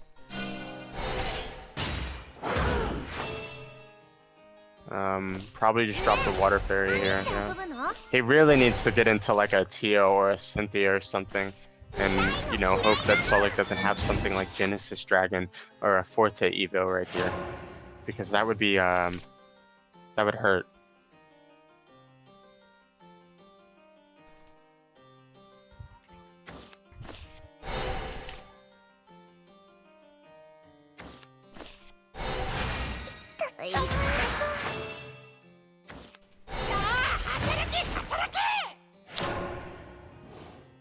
That's a pretty good answer there, just to slow Yeah. it down.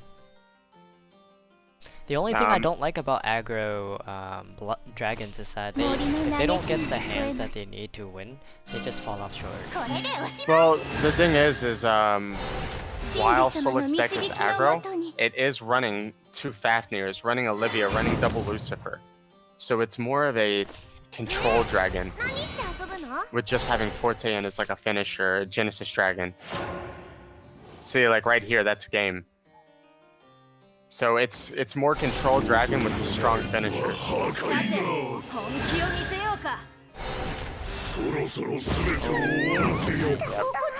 So that's what I mean. It's a control dragon with a heavy finishing top end. Yeah.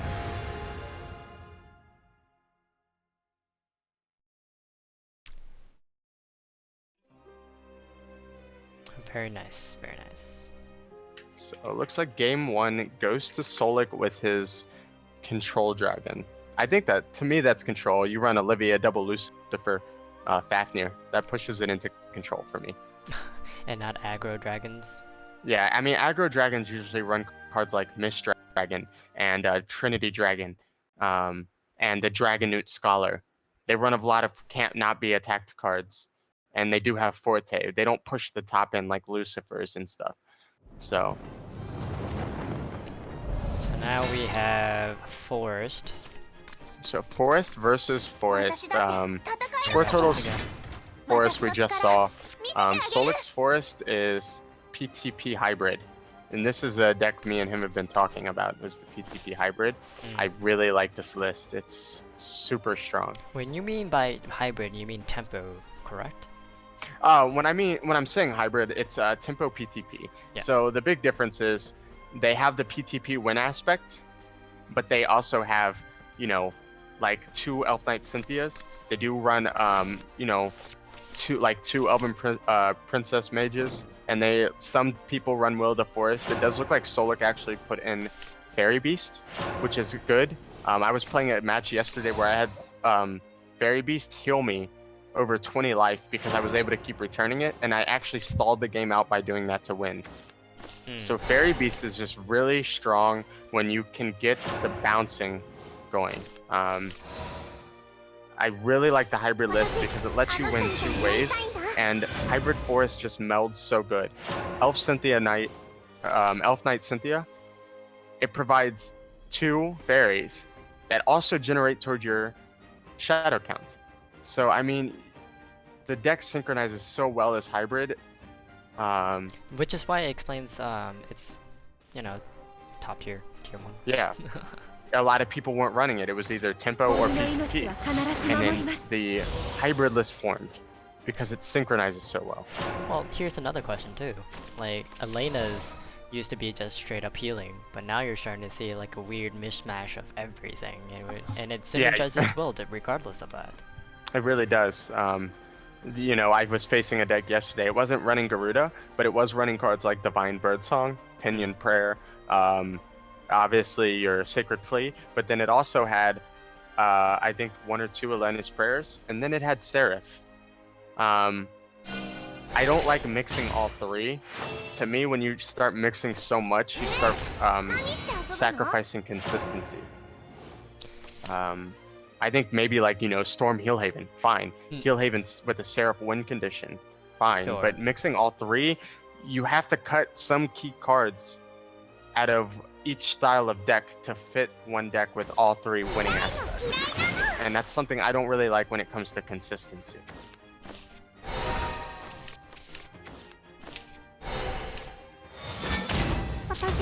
Yeah, I mean, that was a lot of card draws too. Currently sitting at 4 Shadow versus 2. Ooh, 3 Rhinoceros. Obviously playing for the Elven Princess here and then into the Tia. Yep. That's one of my favorite 4, I was going to say 4 plays, but I know what would have happened in chat. So going Elven Princess Mage into double 0-cost fairy into Tia on 5 is such an incredibly strong play. Not only that, is he gets to follow it up with a Cynthia. So he's got a very scary turn 4 to 5 to 6. And he's got triple Rhinoceros in hand. So Squirt Turtle might be able to push a lot of damage soon. Honestly, I don't know if I would even play the fairies. Let me see. What would you do here? You could double fairy Cynthia, trade your Cynthia, your Eve into his Eve, and kill the Tia and be left with 2 fairies. I don't like that. I would have just played the 2 into the Tia. Just play the Tia out, and then I would just use the Tia to kill the 1/1 and evolve the other one to kill the 6/2. Yeah, I mean, you could do that. Double 0 mana fairy.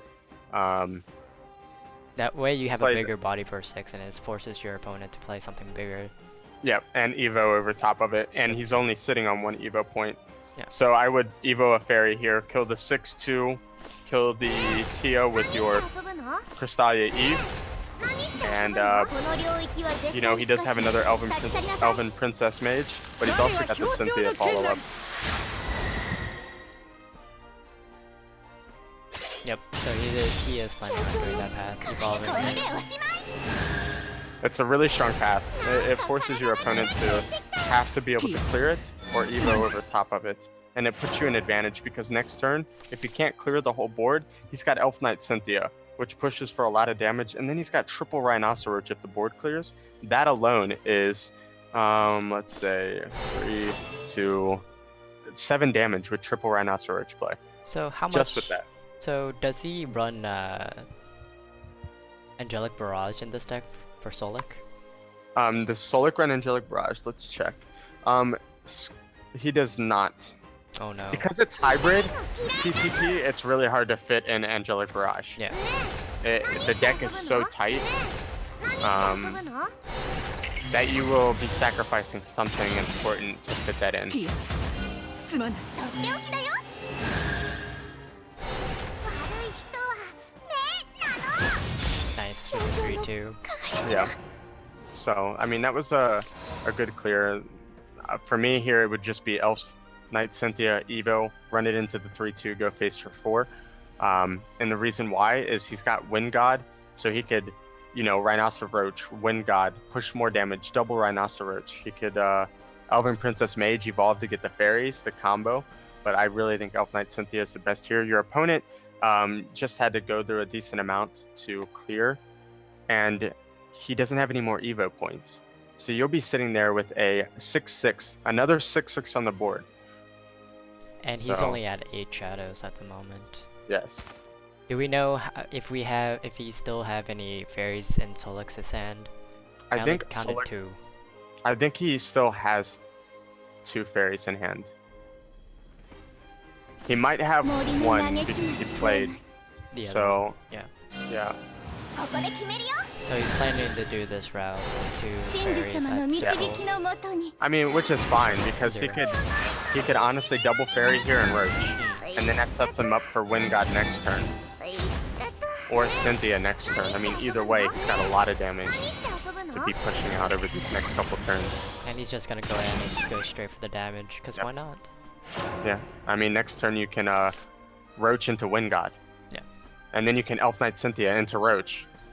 I mean, For more disgusting damage. yeah.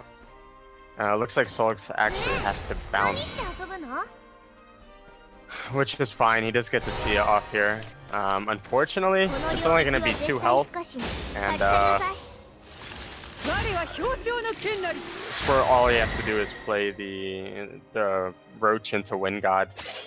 Wow, he actually traded into the fairy, which is smart. But for me here, it would still be roach into Wind God. Trade my 5-2 into the 6-5. Wait, how far are you? You're like, you sound like you're a wicked ahead of me right now. He At just the drew part into the where- Glimmering Wings. Yeah. Oh no, I've already been sitting that. He's sitting here thinking. Oh, yeah. I'm actually ahead of you. That's really weird. Yeah, he's thinking as well, but like he just drew in he just dropped his Cynthia. Yeah. Okay. Yeah. And he traded in, so Yep. we're really close. I think I might just be like a couple seconds ahead of you. I was talking about my thought process, Yeah. or what his thought process might Yeah, be yeah. for that play. He seemed to be aligned with what you were doing too. Yeah. I still think I would have dropped the Wind God instead, because I could have pushed more damage with the Roach. But he can do like next turn Roach, Glimmering Wings into Nature's Guidance, Roach again. He does still have 3 Nature's Guidance in his deck. Well, the best optimal play for him here is just to play another Cynthia if he has one.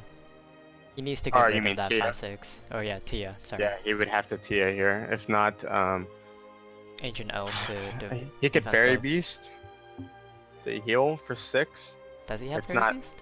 Yeah, Solic is running a Fairy Beast in his forest. No Will of the Force. Looks like he might have Ancient Elf here. 何して遊ぶの He Ancient Elves and plays Liza again. Oh no, あの人みたいに he's なりたい gonna な Roach.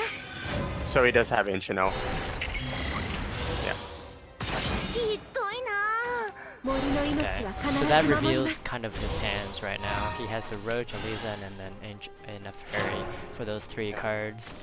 The other 3 we're still unsure about. Yep. Could be a Fairy. He did. What is his shadows? Solic is at 14 shadows. So maybe if he has like Altered Fate in his hand, he could easily Altered Fate into like PTP Altered Fate. It's tough because he has so much damage here. For me, it would just be Wind God, Elfchild May, run my 6/6 into his 5/6, and Glimmering Wings to draw 2, and just you have the Roaches in hand. Yeah, he could also Liza and Roach here, which if you're trying to play around Will of the Forest or like Angelic Barrage, playing Liza and Roach is a way better option. Ari just wins. Wow. Yep. I forgot Cynthia pushes 2 extra damage out on the Roaches.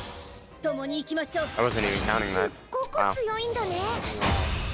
That was quite unfortunate. Even though Solic was prepared with the Ancient Elf, that wasn't enough. Hell, I even missed it. I wasn't counting the damage the Roaches got. I was worried about clearing the Ancient Elf that I didn't even count the double. Yep. Now we got Fairies versus it'll be Fairies versus Dragons. No, Fairies versus... Oh, he won with Dragons. Yeah, Fairies versus Shadows. Yeah.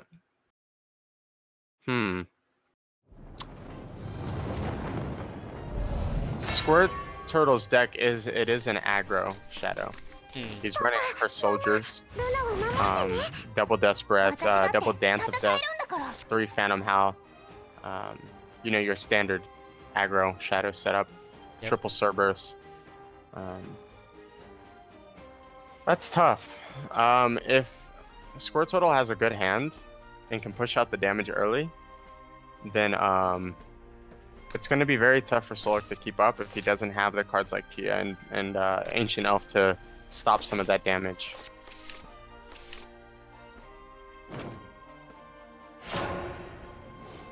Right now we have not a very strong start. No. I mean, it is sort of fine. He does have the sorry. Yeah. He does have the Curve. Lesser Mummy into Death Chaser into Playful Necromancer on 5. You're probably not going to play it on 4.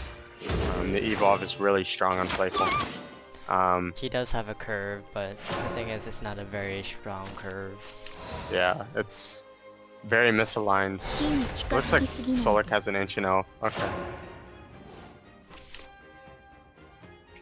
Possibly.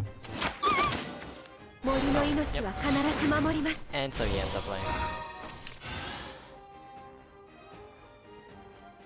So now he gets to do more damage. And the only thing he could have done here is just go face for 2 and then play the Dark Conjurer. Honestly. Foul Tempest won't help much either. No.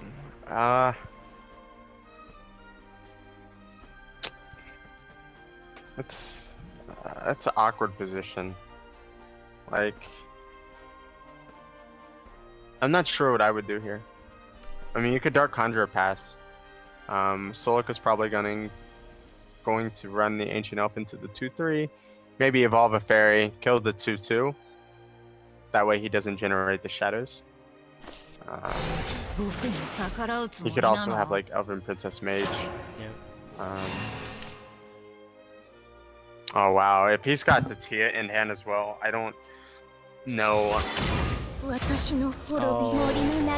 he gets the Tia here, this is going to be very troublesome. Yeah, it'll be very hard for Shadow to get through it, even with Dance of Death and Foul Tempest. He doesn't have the shadows yet for Foul Tempest to do a full clear. He could, well actually this isn't bad, he could Playful Necromancer. The problem is he still couldn't clear the Elven Princess Mage. He would have to sacrifice both in order to clear it. Yeah. Which means he can't Soul Conversion, but that's probably the better play. Like, you really need to get this off the board. It looks like he's gonna go face with 1 in Soul Conversion. Yeah. I mean, that's fine. He did just pick up another playful necromancer and a Cerberus, so that does help a little bit. He is pushing towards 6 shadows, which will be good for Foul Tempest. You're also about 10 seconds ahead of me. So as you were saying it, the play just started happening. The synergy. Sorry guys about the synergy. I don't know why I'm actually ahead of you. It could be just because you're streaming. Yeah, it's not meeting up to. But it's funny too, because the other tournament I was ahead and Haru was behind, or Westbound was behind. It just could be internet speeds. Like, I have really good internet, I just don't have the best computer. So, you know. So he just draws in a Dance of Death right now, and then the best optimal player, honestly, is just to play probably another Playful Necromancy. Honestly. Yeah, I would just Playful Necromancer here, Evo. Clear the board. I mean, Cerberus could help too. He could just Dance of Death, which he decided to do. That does put him on 6 shadows, so he could Foul Tempest next turn and Playful Necromancer. So this is actually a pretty strong play as well. Yep. So here comes the Cynthia. He's not gonna Evo it, which is smart. He's playing around. Oh wow, he is gonna Evo. I mean, I don't see why not, because he's assuming like, oh yeah, that's a 6 shadow, but I'm so far ahead that I'm just gonna do this anyways. Yeah, but I mean, when you think about that, I mean, do you play around Foul Tempest? I mean, this is sort of better against Death's Breath. Yeah. But it's weaker against Foul Tempest. Yeah. Because now we can Foul Tempest, Playful Necromancer Evo, run it in, run 2 ghosts into the face, and you have a clear board. Well, the thing with that too is that Solic might have not thought that he had Foul Tempest. Like, the worst case scenario would have been Death Breath. Is this a good case scenario when he had Death Breath in his hand? I would think so. Yeah, I mean, this is a very good. If he only did have Death's Breath, it would be very, very good. Yeah. So in that perspective, I think that's why he decided to go Cynthia here in preparation for Death Breath. Yeah, I mean, the Cynthia was fine. I don't know about evolving it. That was my questionable play. But, you know, we don't really know what's in his hand. He could have, you know, he said 18 shadows. So he could have evolved it to get the 2 shadows, maybe as Alter Fate and PTP. And then that puts him, you know, really close to PTP. He's going to burn a fairy. I feel like he has, could just Tia, yeah. He's at 18 shadows, 19 now. They're 20 with that. Yep. Same idea. Yep, so 3 more shadows on the board, technically. Your opponent's out of evolves. Now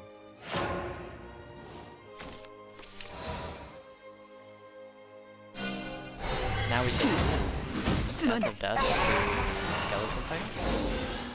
Yeah, I mean, that was probably the best play. Like, he had no other way to clear the 6/6. Why not the Cerberus? Cerberus wouldn't kill it. It would kill the Tia though. Yeah, but he's at 10 health. Oh yeah, that's and he'd have a 6/6 on the board with an Evo, so he would easily take 9 damage there. I would have put him at 1 health, he dies to a roach, and he really dies to almost anything. This is going to be very tough for the Shadow to win this. And he's at a choking point, and even though it's wonderful to have Cerberus in hand, he can't really play it out right now. Yeah, and now Solic just got the full return, got the Tia back, burned 1 card that was pointless. So, yeah, I'm pretty sure he's gonna take it away here. I don't know. I mean, what do you do in this situation? Nothing saves you. You can't clear the Ancient Elf, and he still has an Evo.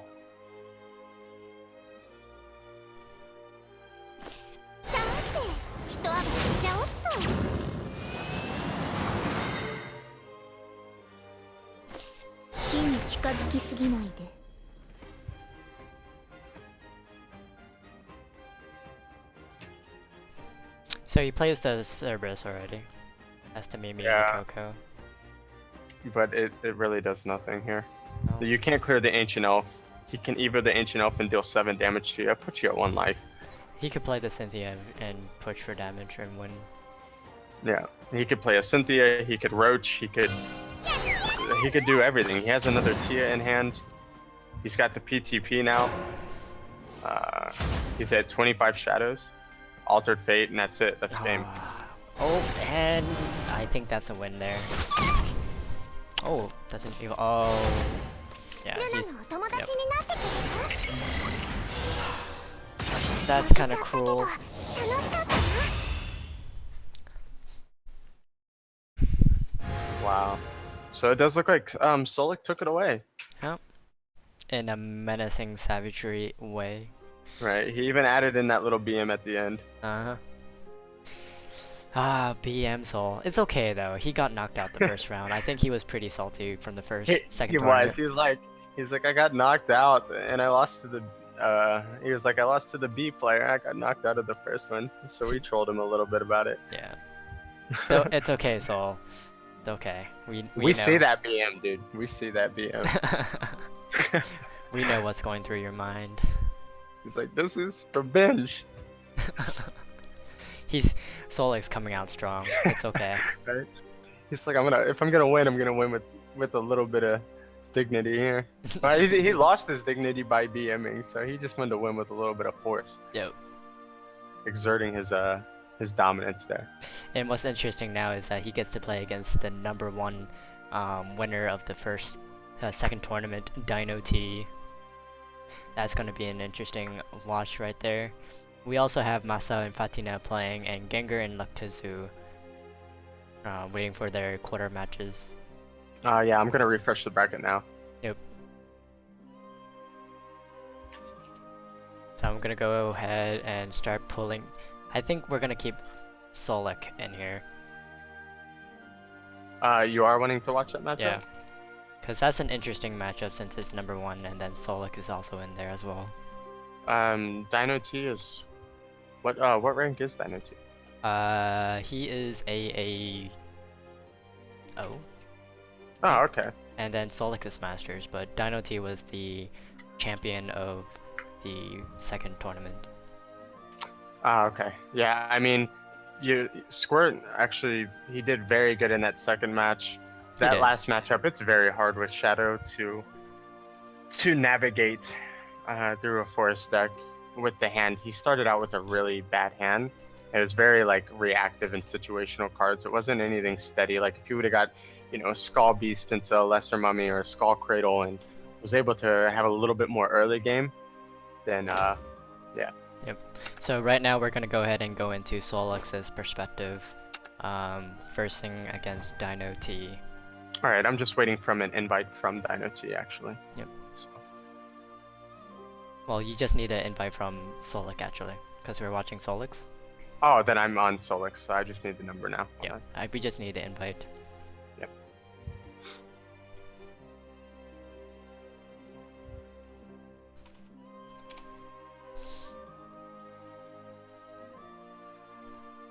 But that was still a close match though. That's the first time on the stream where it's at least round 1, 2, and then round 3. Not even mentioned about changing it to round 3. Whoops. Whoops. Yeah, let me join this, and then I will pull up the decks for you and give you that list, so you will know what we're watching. Yep. Just for now, yeah. I mean, I can just go over them. Yeah, just go over it, because I won't be able to respond until we get into the game. Alright, that's fine. Could you do the versus thing again on the stream chat? Oh, yeah, that's what I was going to say I was going to do for you. Thanks. So, we already know what Solic is playing, but I'll re-add that here. Hold on 1 second. Alright, so let me pull up the Dino T's decks, which is important. So we have Solic right here, and Dino T's we have.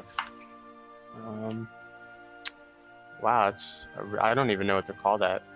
Hold on.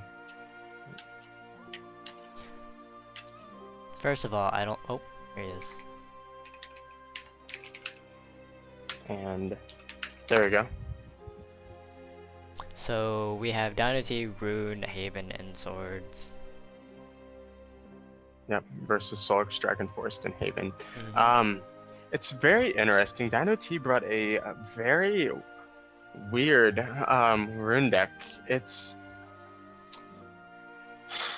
I don't even know what to call it. It's not Dshift. It's barely spell boost. It's running 2 Conjuring Force. It's running Rhyme Wind. It's running Fire Chain, Fate's Hand, Merlin, Conjure Twosome. It's built like a Dshift deck, but he's running Summon Snow, Conjure Twosome, Rhyme Wind, and Conjuring Force. So there's no Dshift. There's no like Wind God or anything to push the damage with the Snowman. I'm very interested to see how that deck plays out. That's very interesting list. The Conjure Twosome too as well. Like, I'm not used to seeing that card at all. I mean, have you even seen that? Conjure Twosome? Yeah. I haven't seen that in a long time. Yeah, I haven't either. It's like one of those like I don't even it's not PTP rune, is it? No, it's running Conjuring Force as a 2 Rhyme Winds, a Fire Chain, 3 Conjure Twosome, and 3 Summon Snow. So it looks like it's sort of an aggressive type of board with Conjuring Force combo, but there's no Dshift, and there's no like Wind Gods or anything to buff. So it's a Conjure Force. Yeah, it's just a pure Conjure Force list. That's interesting. Is he memeing into this tournament and still winning? I'm not sure, but that is one of the most unique deck lists I've seen today. It does look like his Haven is a hybrid Alana's Prayer Seraph Haven, which is great, and he's running Control Sword, which I know a lot about. His list looks pretty much perfect. Right now. Oh, no, I was gonna go ahead. Sorry. So we just got the list. So Solic is now banning Rune versus Dino T banning Haven. Yep, he just told me as well. Yep. So Dino T won't be facing the Haven, and Solic banned Rune. Yep. So which might be good. If maybe he brought the Rune so people would ban the Rune, thinking it was maybe Dshift. Yep. So he just brought like an offset Rune deck to see if people would ban it, but it does have a win condition, so maybe it was part of a game. His Control Sword deck, it looks very similar to mine. 3 Otahimis. I actually dropped one. He's running the Sage Commanders, which I have. He's running a Swordsman, which is fine. He's running triple Olivia. I only run 2, but I see why triple Olivia, double Alexander. do you think that Solic is going to be running with his dragons first? Yeah, I think Solic will start out with his dragon. I think his dragon has... Well, maybe not. Maybe he'll start with Forest, thinking maybe Dino will go with his Haven. Are you in? It's getting ready. Oh. I'm already in. You're already in? So I like Dino's sword list. It's double Tsubaki, triple Aurelia, triple Odahime, double Front Guard. It's slightly different than mine. The list looks a little more top heavy with triple Olivia and double Alex. So. And now we're getting the matches in. Yep. Yeah, mine runs Angelic Barrage, and I don't run double Alex, double Olivia, but his deck is actually pretty decent against Forest. So Dino T's got a good matchup with Sword against Forest. So he did start with the Dragon deck. Yep. So now that his band is now the Haven versus Haven. Haven versus Dragon. Is that the ban, right? I thought... Huh? Hold on. Dino T bans Haven. Yeah. So he's not banning and banning Rune. Okay, that's what I got it. Okay.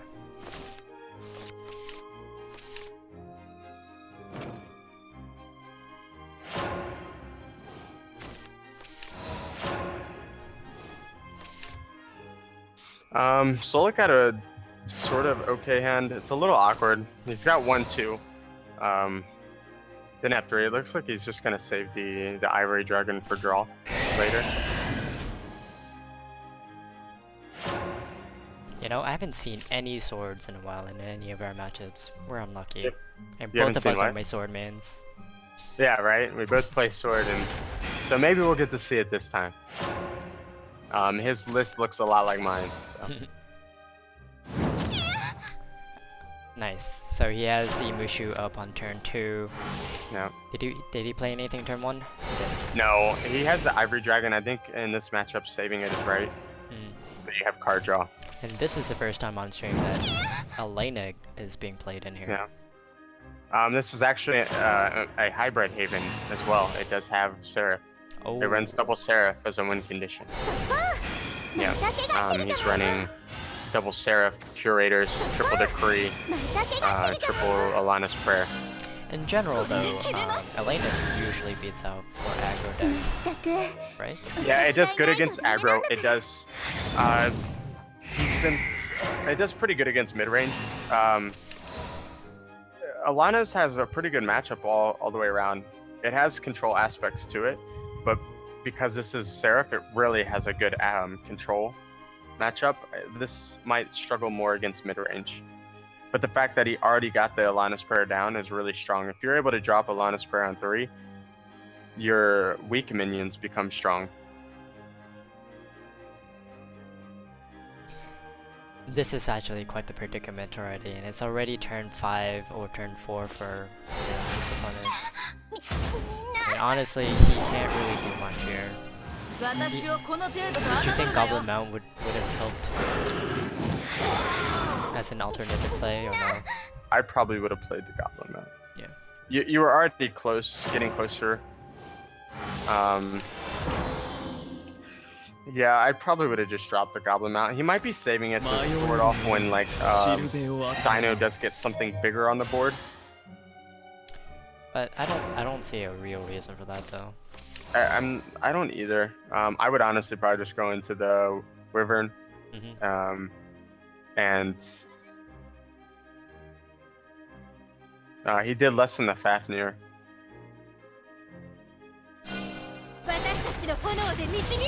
So he chose the Fafnir to lessen, so now it's a 7 play point. He's going face. I mean, why not? There isn't really much of a reason. The Elena's already on board and he has an 8 card play. So anything could happen from the Elena. Like he can keep playing spells. He could pop in another Elena and play a healer rabbit because there's 3 of them, he only play 2. Quite honestly, he can get a huge buffs out of it. Yeah. Looks like he's gonna wow, double Heavenly Hound drop. And to a wow. Wow. Spoilers! I'm not even there yet. How am I ahead of you? Anyways, he just played the rabbit healer and he's like 3-5, 3-5, and then just 6-8 to the face. Oh, that is quite. Solic had a pretty good answer though. With the Fafnir. Yeah. So you're catching back up. I don't know how far ahead. It's like it keeps bouncing back. With the 8-10 there, it's actually quite scary. Yeah. Especially when it's a 10-12. Evos for 10-12, that's a giant. You know? This is why I also run Pluto in my shadow. Dude, the Pluto meme. What do you do here? I mean, do you just Forte? He did just decree, right? Yeah, he just agreed. You just Forte and slap him in the face. You could Wyvern into lessening maybe the Olivia, but he has Olivia next turn. I mean, that works. Yeah, I think I like this play better than the Dragon Forte, to be honest. Well, you could have like Wyvern make the Olivia and then dropped the Aurelia behind it, but he might be able to like Wyvern a Forte and then have like double Forte drop. Maybe 6 mana for 1 and 4 for another, or 6 points for 1. Well, right now he needs to play carefully, and I think this route is better defensively. That way he doesn't get 2 touches like Blanks or anything that's... Yeah. And so now he can play just Olivia, and he has 1 card on board and just trade it in. You also look at Dino's hand, he is down to 5 cards. Yeah, he did use a bunch of heals a minute ago. He did use Heavenly Hound, so 私を怒らせた if you な can just stall it out a little bit. 闘争の果て Right now, he just need a top deck for これが神の Fafnir. He's running more than one, right? He's running double Fafnir. Yep. I mean, even if he got another Forte, he could Wyvern Cavalier into Forte and have 2 Fortes that he could play in 1 turn. Oh, that was a lot of damage. Yeah. Wow, he just... This is actually starting to be pretty good for oh my god. Yeah, he picked up the second Fafnir here. Yeah. That, as we just spoke about it too. But 我が暗黒の翼落として Dino みよ does run Triple Decree, Yes. so he's only used 1. He still has 私を 2. この程度と侮るなよ He's halfway through his deck この right 一 now. 層止めてみせ And ろ this is a pretty good slap in the face here. Yeah. I mean, you can push through good damage here.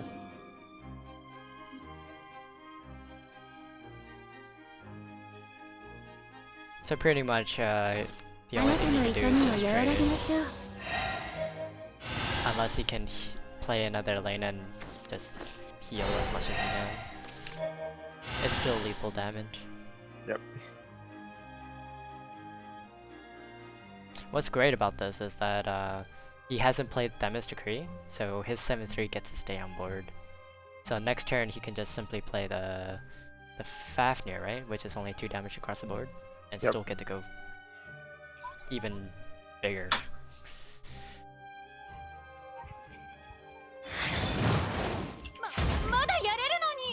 Wow, he just picked up the second Forte and that's game. 休むね And you were like 7 seconds. 我が暗黒の I don't know how to 翼 fix that. 落としてみよ I'll have to account for that in the coming game. Yeah. う本 I 気 will を account 見せ for よう that. かこの一 And he 層 picks it 止めて up. みせろ There it is. 素晴らしい腕前 Sorry Damn guys, it. I don't know He's so why ahead. I'm ahead so You're so much. ahead. I will start accounting for that, so I apologize. No, it's okay. I think it's better if I mentioned it first.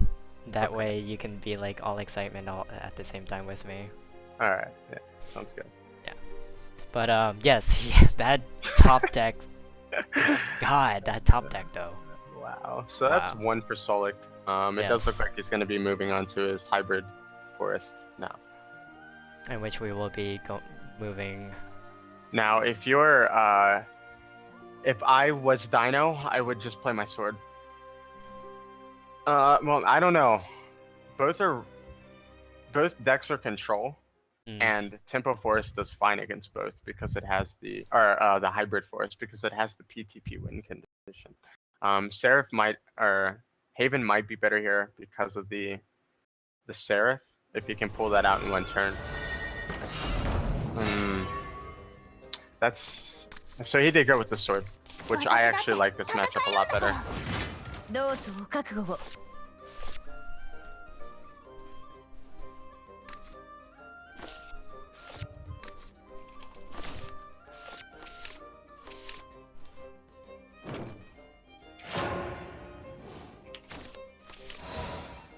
So he did end up going with swords this round. Yeah, I mean I like this matchup a lot better 今 than 日の森は平穏ね the Seraph Haven. Or the Hybrid Haven, I should say.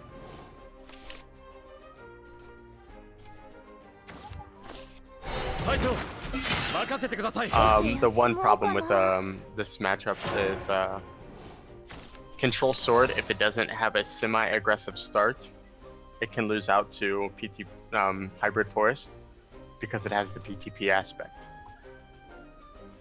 So if the game goes long enough, the advantage moves to the Forest 今日の player. 森は平穏ね And to be fair, Solic has a pretty good hand. You know, he had the Fairy Generator, some removal. He's got the heal in hand as well. I also feel like his hand is. I mean, despite that it looks good, I still feel like it's funky. 少し休もう Well, か I mean, な it is clunky, but It's better than he had the most. Fairy Generators. Yeah, it sucks that you have a PTP. It always is bad to have a PTP in your opening hand.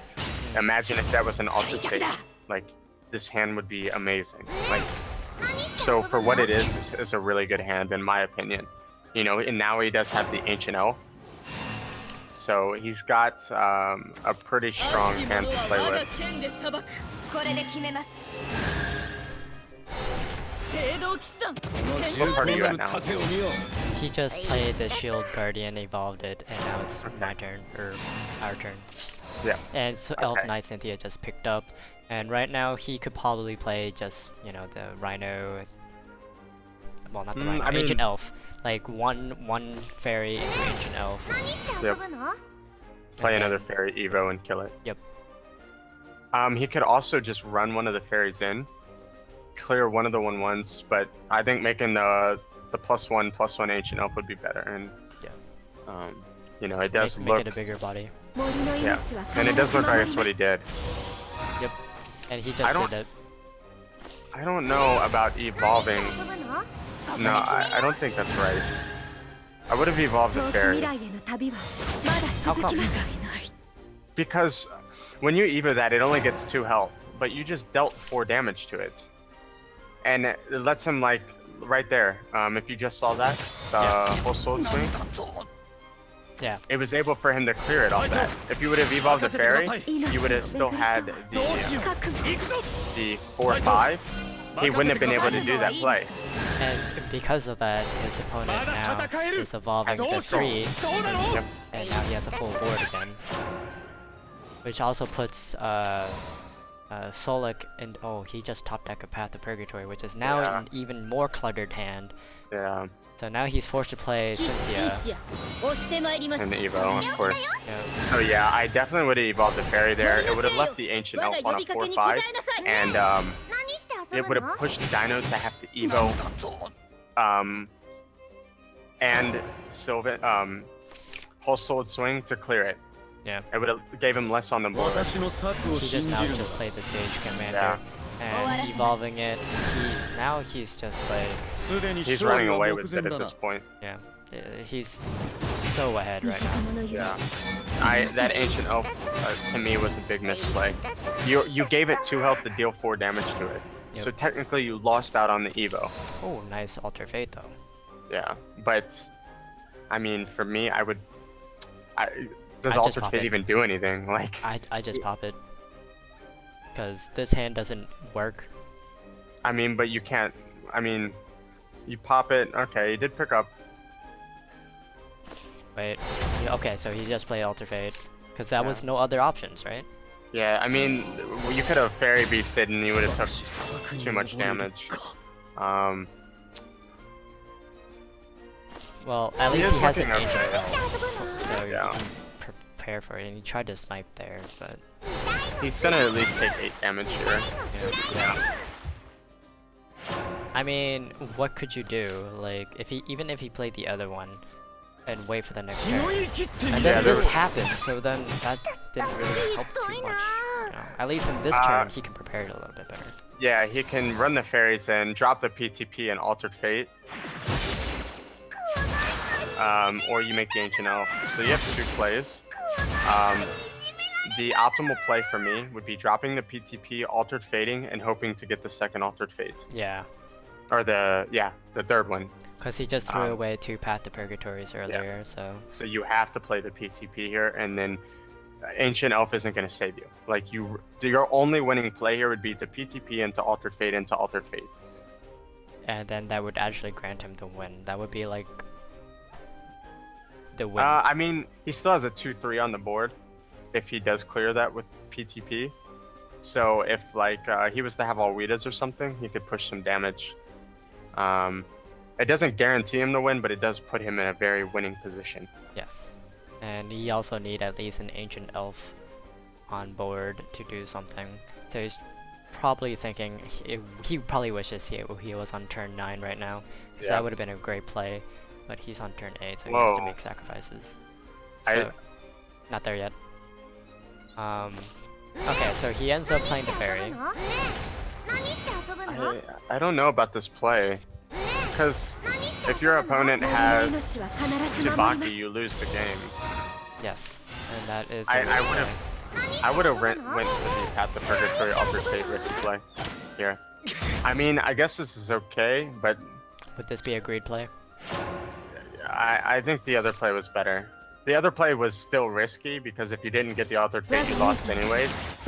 But it put you. So the other play would have put him in a winning position, and they were both risky plays. Yeah. So I think taking the riskier play that would have gave you the win condition was the better option. And that means now Dino T takes that, and then we're now going to round 3.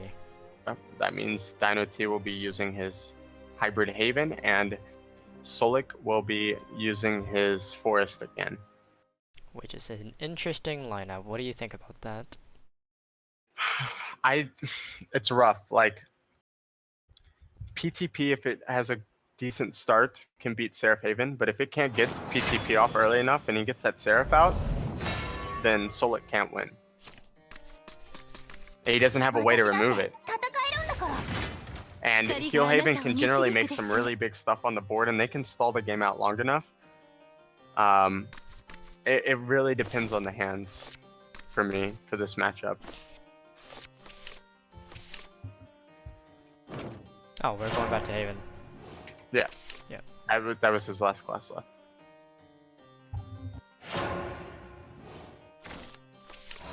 I forgot to switch it out last game. Yeah.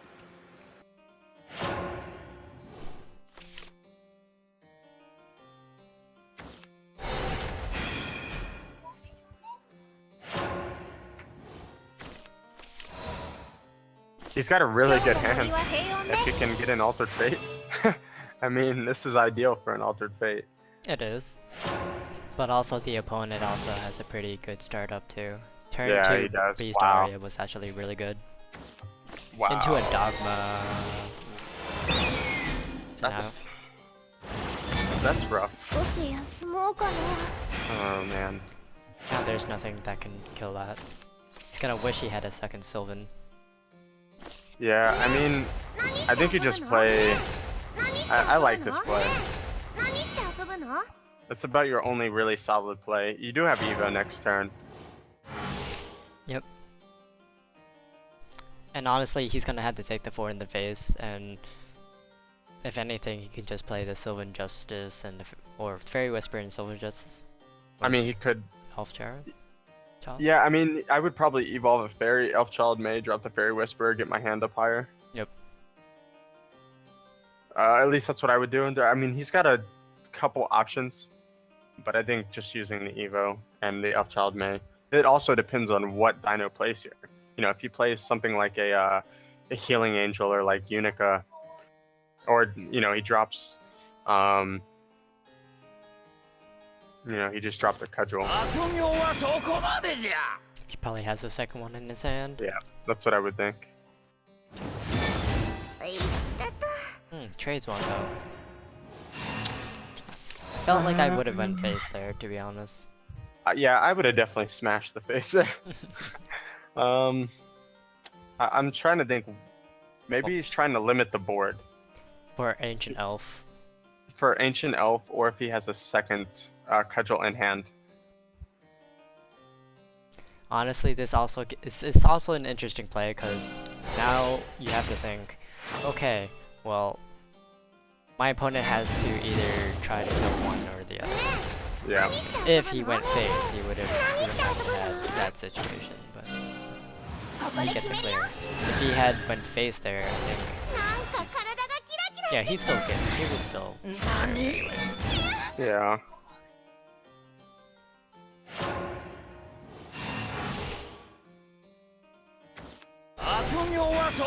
Yeah, I mean, I probably would have hit the face still. Yeah, because no matter what, he was gonna get cleared the next turn. But his opponent didn't know that, and he only took one out because of the fear of Ancient Elf, which makes a lot of sense.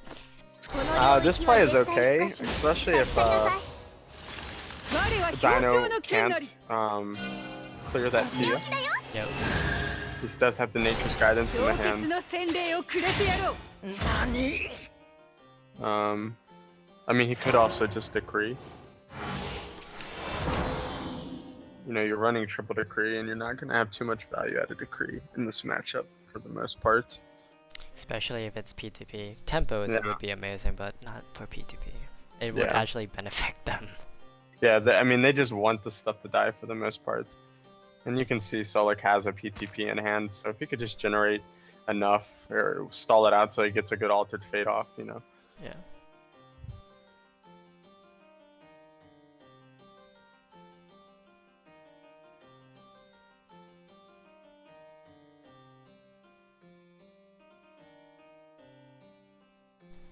Quite the thinking from Dino T right now. Yeah, I mean, It's a tie game. He could be sent to losers. yeah, this is where it really comes down to that, you know, you have to make those optimal plays. So, Oh, there's the Elena. And that's all he could do there. yeah, I feel like he's just setting up. He probably, you know, he can go into Curate next turn. Some other healing cards, Healing Angel, Rabbit Healer. Ooh, Wow. Glimmering Wings. Hmm. 何して遊ぶの？ So in this position, you gotta think, does my opponent have Decree? I actually like this better than dropping the Lisa. It gets the fairies in hand. It lets you build up your hand 今 still. 日も森は平穏ね。 I agree here. Yeah. You gotta think, like, you can't just think about building board. You gotta build your hand first before you build your board. Yep. I agree. I mean, dropping the Lisa there would have really did nothing. 救いください。 If it was blood, on the other hand. Oh yeah, then then you play the Lisa. I mean, なんと Oh, いう wow. 戦なのでしょうか。 That ディ 8. すまない。 you'll see. Ooh. Yeah, that's why I was saying, wow, he's got the. 何して For me, Altered fate. yeah, I would just path and drop altered. Looks like he's going with a これ different が route. 神の道。 It looks like he wants to go こ for の blood. 領域は絶対不可侵。 Yeah, it looks like he's 立ち just 去りなさい。 pressuring the board. Maybe trying to. The thing is this is still fine because even if your opponent decrees, you're getting 5 shadows. I mean, to be honest, he has an amazing hand. I don't see a reason to alter fate, especially with him getting nature guidance too, in a full board. That's extra shadows. See? Yeah. And this is good bait out for that too. Yeah, That was a I good mean, play. that's a good play, but it also does risk the chance of what you'll see.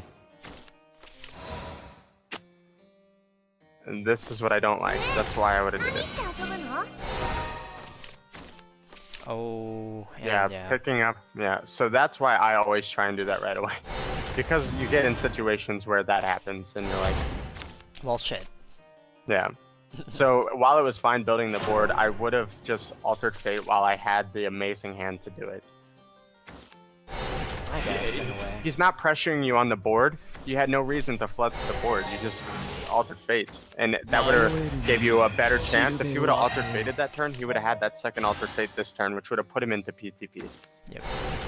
You said So this that's deck. why. You said this deck runs Seraphs, right? Yes. This is why I would have altered fate. I would have tried to get the PTP down as fast as possible. There was no pressure on the board at all. It would have just been better so that didn't happen.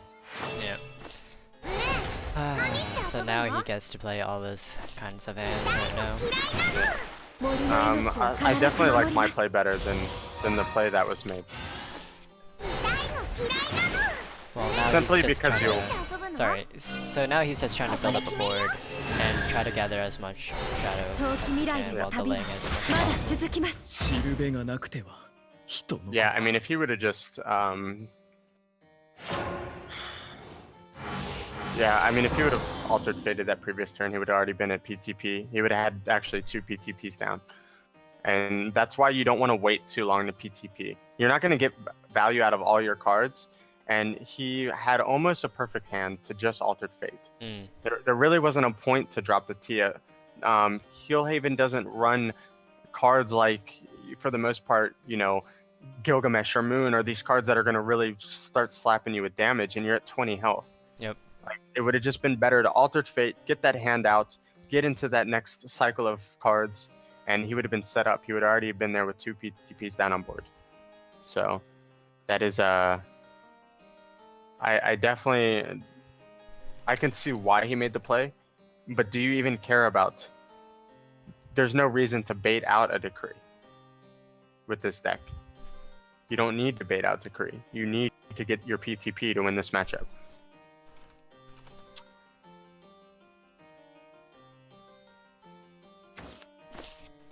Chances are getting your opponent low enough to like Roach combo him down against the Heal Haven generally doesn't work out.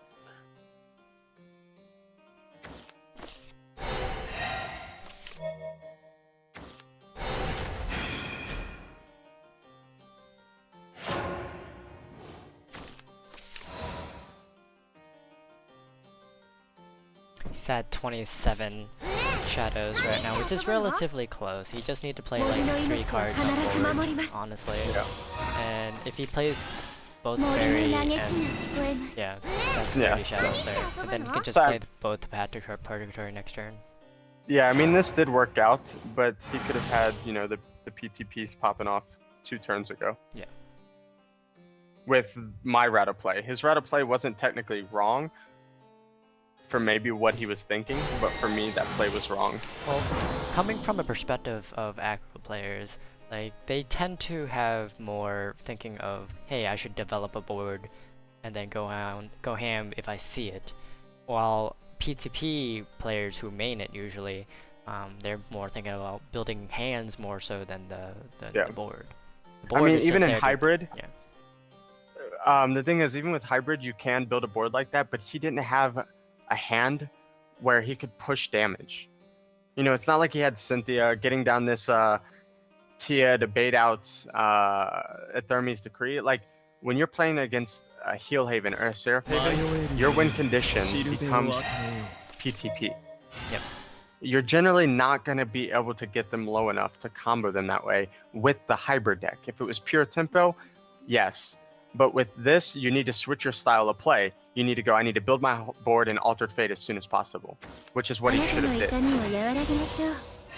So his opponent right now is just healing it up, and which is the correct play that all he can do. Yeah. Though honestly, he could just Yeah, now he just you know, has the second PTP. and swing. It's also a really bad play too because of that. And now that's just silly. It's like saying, hey, I can heal too.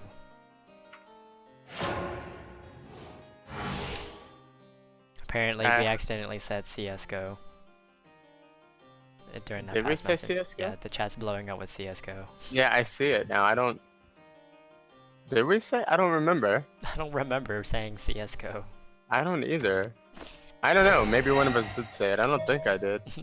Maybe we're just getting trolled. It does look like Oppo just called out about that ancient elf play that I was talking about. You were right about it, not evolving it. There was no point.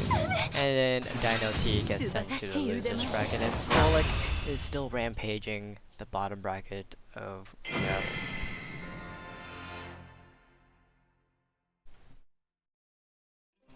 So that was a fun match to watch.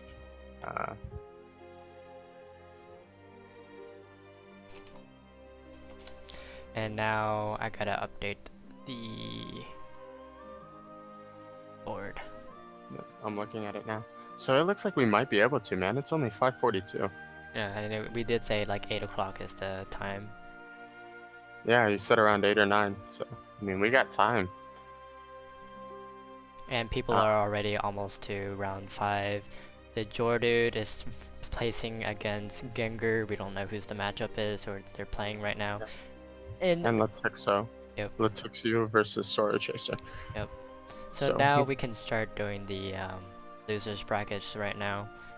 It seems like Dino T is waiting in losers round 5, and Mato is also in losers round 5. We also have a couple matches in losers round still trying to make it out.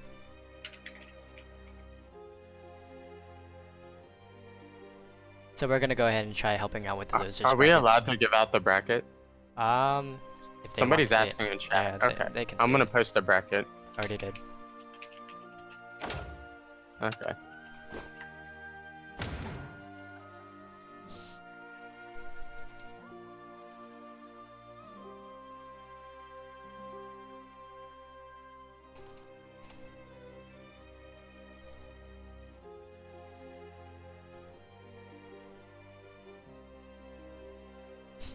Good game. God, I played horribly. I was expecting Seraph to drop and I would die 20 turns ago. Well, sadly for me, that never happened. It was for me if you played, so it can feel bad. Feels bad. Feels bad.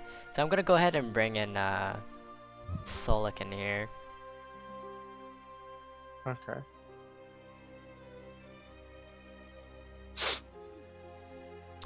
Since we have a couple of downtimes right now. Yeah, we can just relax, have an intermission. Plus, I want to call him out on that play. I really am. Just wait.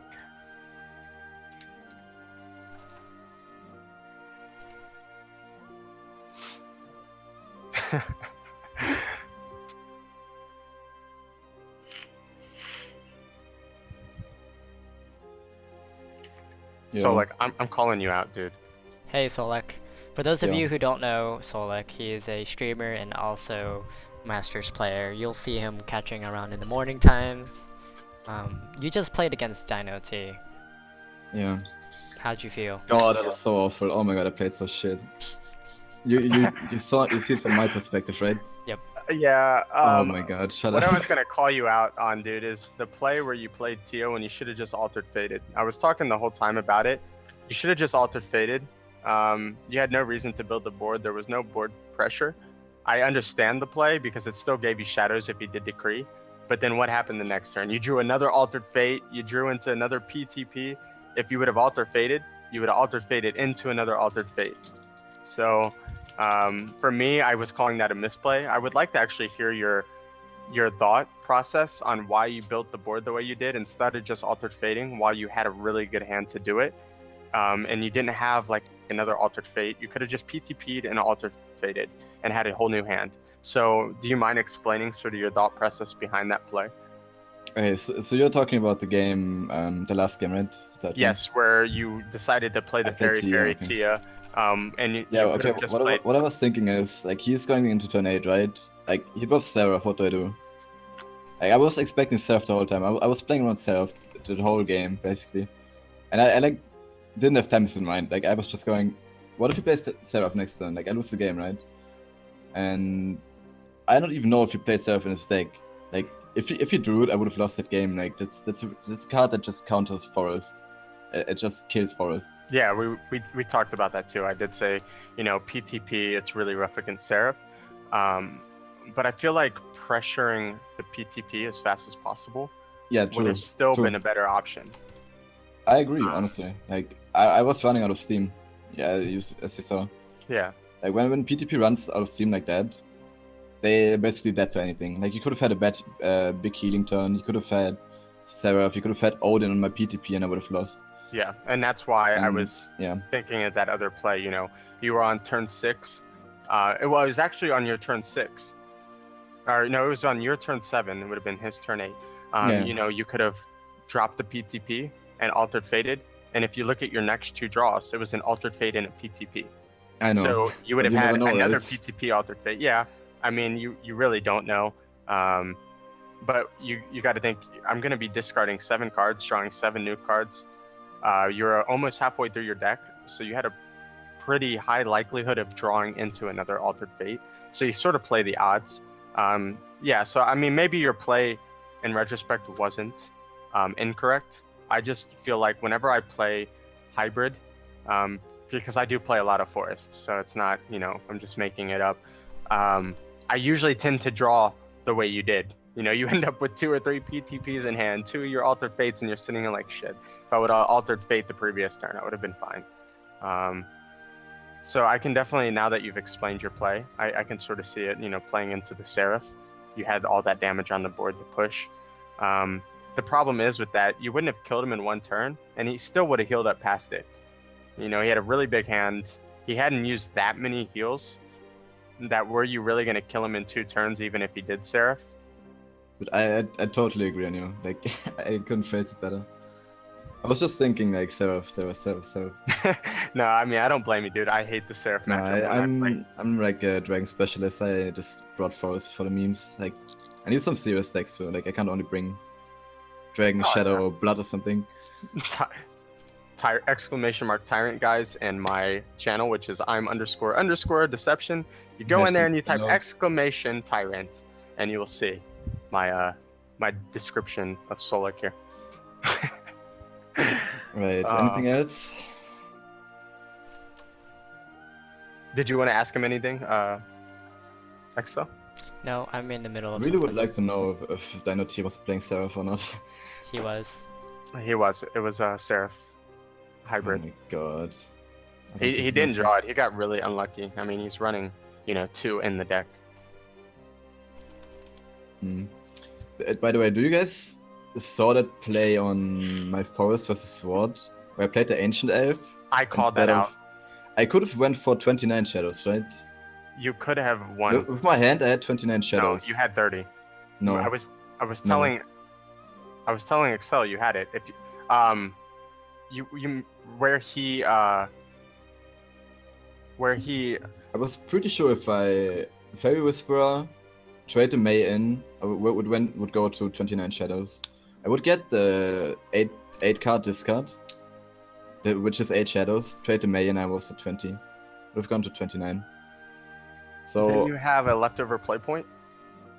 No, I was like Fairy Whisperer, Altered Fate PTP on 8 mana. Okay. Oh no, I was talking about the other play where you had one really big misplay where I called it out right when you did it. You played the Ancient Elf, you made it the 4/5, you evolved. So there was 2 big misplays. The one was that where it got Sabaki'd. Yeah, I was thinking like if I can't proc my PTP, right? So I just have to go for the last out, right? That my Ancient Elf survives. No, there was another play. This is what I meant. We were talking to Vindy. So in that situation, you had 2 plays. The one play was the Ancient Elf, which is already risky because if it gets Tsubaki, you lose the game. Chances are your opponent might have it, or even if you had a Ruthless Assassin, anything, you lost the game. Your only winning play was to lay down your Path to Purgatory and Altered Fate into another Altered Fate. Then you would have had PTP. That was what I was talking about. Okay, but there was 1 left in my deck, right? There was 2. I guess I have to go over these games again. Yeah, go over that game, and even if you had 1 left, you were pretty far into your deck that it's really your only winning option. The other option was okay, but you were really dead to almost anything he had in his hand. So you sort of would have had to have gone with that risky play, because they were both risky, in a sense, except one would have won you the game, or put you in a really winning position, and the other one would have lost you the game, which, that happens. So, I mean, I can't say what was right there. I would have went for the much riskier play. They were both risky, I can't say that. I would have went for the play that would have put me in a winning position, which would have been Path to Purgatory, Altered Fate, praying for the second or third Altered Fate, whichever one that was. Because that was the only thing that was going to put you in a winning position. The thing with this deck was, like, I was expecting Control Sword, right? And when you played the Oathless Knight, I was like thinking, Oathless Knight, that's not Control Sword, right? And then you played Sage Commander on like 3 minion board or something. And I was thinking like, it's probably like mid-range hybrid or something. He's not running, I mean, he has the Oathless Knight, which is actually sort of good. He is running a Control Sword. It's like my list. I was thinking it's Control, but it's like you don't play Sage Commander usually in Control. You do, I know, but you usually don't play Sage Commander in Control. So. No, you don't. His is slightly different. Like he's running. I don't want to go too much into his details because he still has games to play. So, yeah. I mean, I could see it. The mid-range aspect. It's really hard to think because you're also, while you're making your own plays, I'm seeing it from a full perspective where you're thinking against certain cards. So, you can't call a play right or wrong, except for the one play I didn't understand is you played an Ancient Elf, you evolved it, traded into the 4/3, and played a fairy.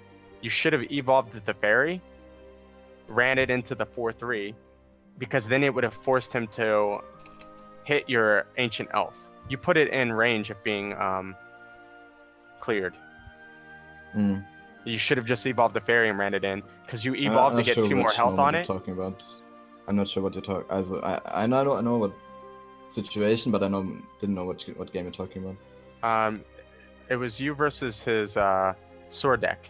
He had the whole sword okay, swing. Okay, I understand. Yeah, you should have. You evolved it to get 2 more health. The deal 4 damage to it when you could have evolved a fairy and left it at 5 health, which would have played around a lot of other cards. So that was one play that in the stream that I had mentioned as well. So I was really confused on that play. But I do that all the time. I mean, I can't call you out on it. I do really weird trades. I'm like, why would I evolve like that and then do this? Like, it doesn't make sense. All right. Thanks, guys. Looks like, We're trying to see what's going on here.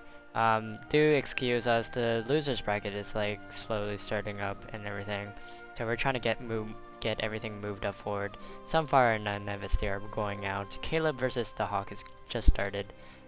We're trying to get Steve and In the Dark match on stream. I mean, we do have the round 5 of the I'll see you guys. winners bracket. That's for tomorrow, because we have to finish up the losers bracket to catch up. Okay. So right now we're doing losers.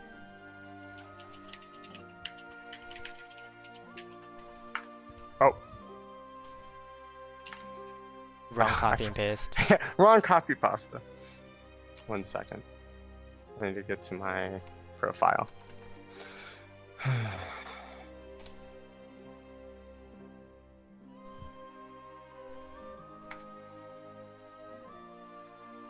Okay.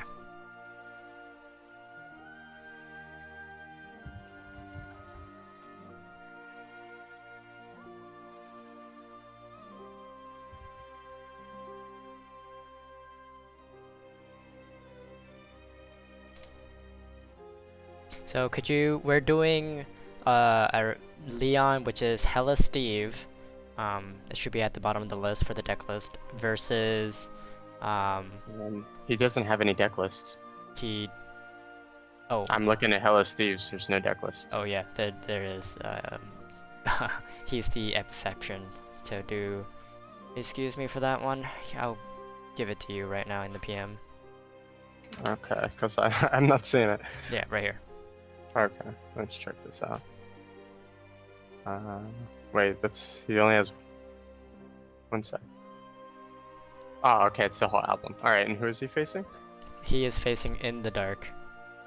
Okay, In the Dark. 1 second. Let me pull those up.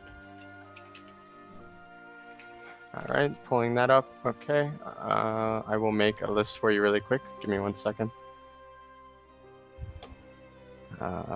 Stream room. All right, so this is why is this game guys list? In the Dark. All right, here we go. I'm gonna type them in for you right now. So In the Dark bans Forest and Hella Steve bans Blood. 1 second. I'm making these lists for you.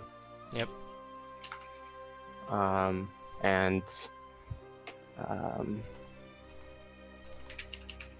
This thing.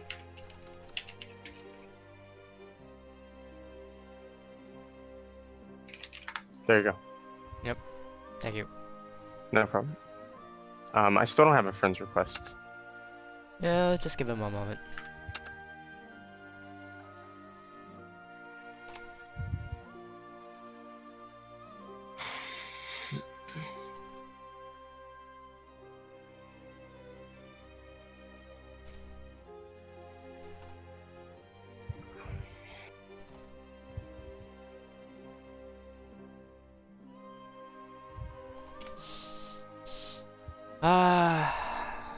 Alright, we're doing up to match. The winners did pretty well. The Roots were doing well too. We got the top 4 from the semifinals. So now we just need to fix up with the losers round. I mean, if we can catch it up, we might be able to. We'll see how these games go. We have about 2 hours. Yeah. So winners, if this was single elim, this moved actually quite fast. Yeah, I mean, it moved relatively quick. We got through it. We got some good detail. interaction. So. Alright, they sent the friends list. I got both of them. Mine's updating. Let me see. Friends. Request waiting. Okay, I have them both as well. Alright. So now we just need the room number. And we will be good to go. We're getting Steve's perspective. Okay. And any research on these two? Well, we know that they're stands out? running. In the Dark is running Sword, Haven, and Blood, and the bans were Forest and Blood. So Dark won't be playing his Forest, and the Dark will not be playing his Forest, so he'll be playing Sword and Blood, and Steve will be playing his Sword and Haven. Steve's Haven, is a hybrid Alana's Prayer Seraph Haven, and his sword is a mid-range. No, it's actually Royal Banner Sword. So, and in the Dark is also running sword as well, but it is the mid-range version. Sort of weird. He actually has an Assault Commander in his deck. In his mid-range sword here. Well, by the and way, usually clicking the room number 99346. If you got it, 99346. Yep, I'm ready. Okay. Yeah, he's running Assault Commander and Courageous Knight. A lot of people have gripes with Assault Commander, and I like Rousing Step, but I could see it being in here. It's a mid-range deck. 3 Otahimis and only 1 Always Command. Usually you see 3 Always Commands in that type of deck. And then his Blood is an aggro Bat Blood. It actually has Wind Gods in it, which you usually don't see, and it actually has a Vampire Queen as well. Queen Vampire, I mean. So, an interesting take on his Blood deck. What's up? Nothing.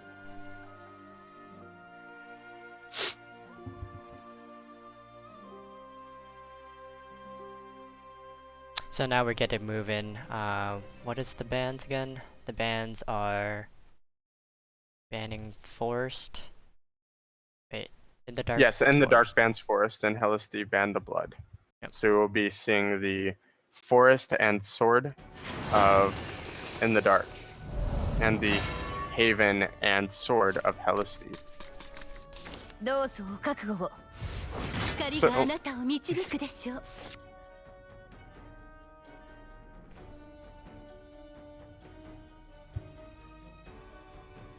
So now we get to see Swords versus Haven.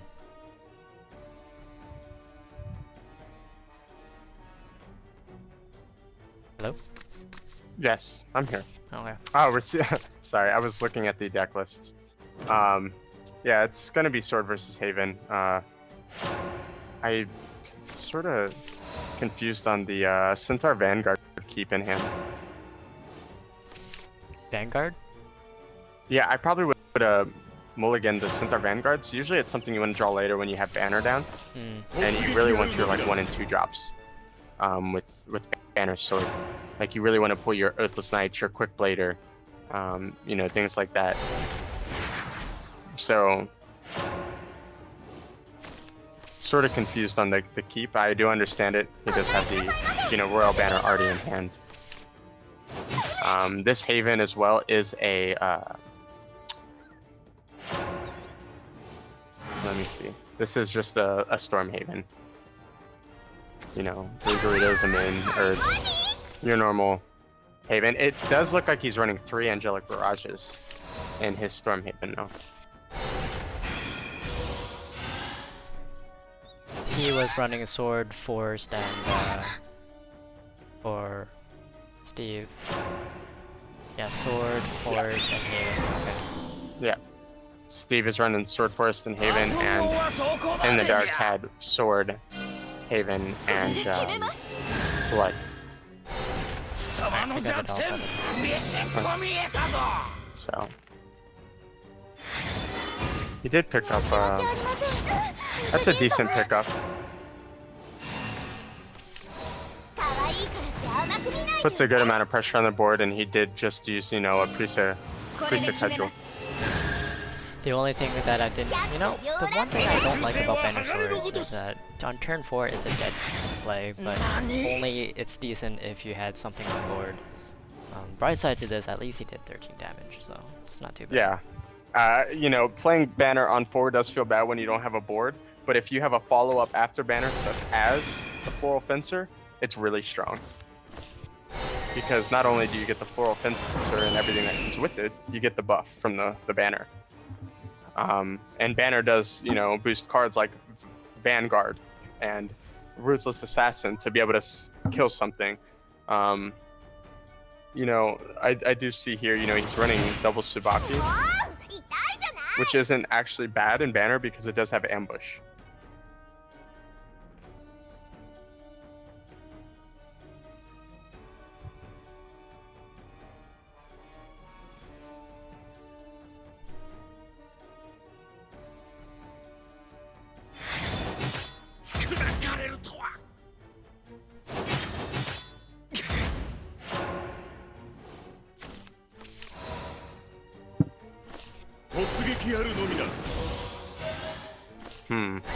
He's got a lot of damage.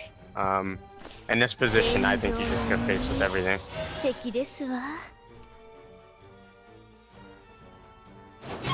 Does look like that's what he decided to do.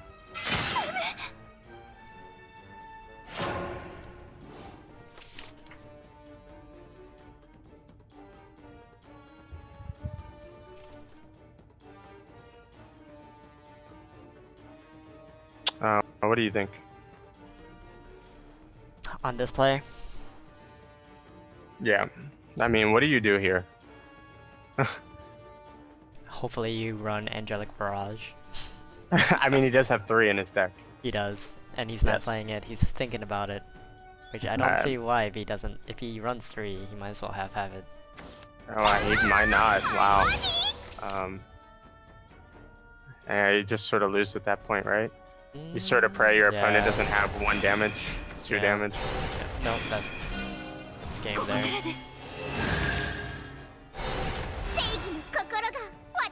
And he has to avoid the Ruthless Assassin too. I actually would have just done the Ruthless Assassin into the Assassin and traded that one, to be honest. That way, I would have just went face. The reason why I would have went face is because you're gonna put him at 6, and there's no way he's gonna kill you that quick. And Royal Banner Sword has a lot of cards that get a lot of value with the banner being down. You know, you have cards like Vanguard. You do have the Oathless that's gets buffed. He is running triple Alweda's Command to draw. I mean, he's got a lot of options just to deal damage right away. Yep. So now Steve just won, and he is now moving forward with his Haven. Alright. So Steve pulled it away with the sword, going into his Haven, and now In the Dark has to choose between his sword or his Haven. I don't know. I don't... That's tough. Royal Banner Sword is really fast. It's only really matched in speed by, you know, Aggro Blood, which is, I think, faster. Because the Aggro Blood doesn't need that banner down. Yep.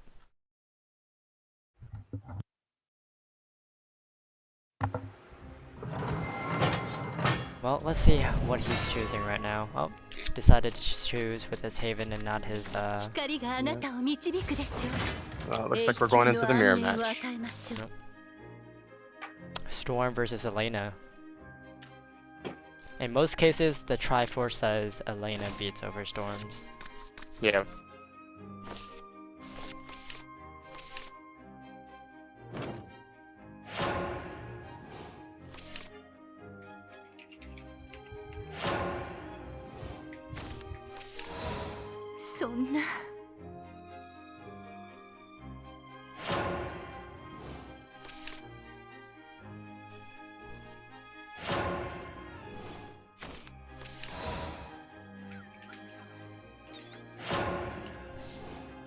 nothing, no plays on both sides yet. Yeah, that's slow. At least he gets to play the Elena here. Yeah, I mean, he does have the Elena drop, and now he can just sort of build into that.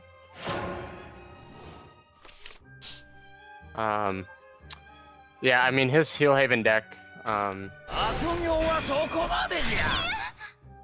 to think. I mean, his Heal Haven, he does actually run, he only runs 2 Priest of Cudgel, but he runs 2 Sledgehammer Exorcist, which is a great card as well, because it doesn't have a condition for, you know, it being under 3 health to banish, or under 3 or under to banish.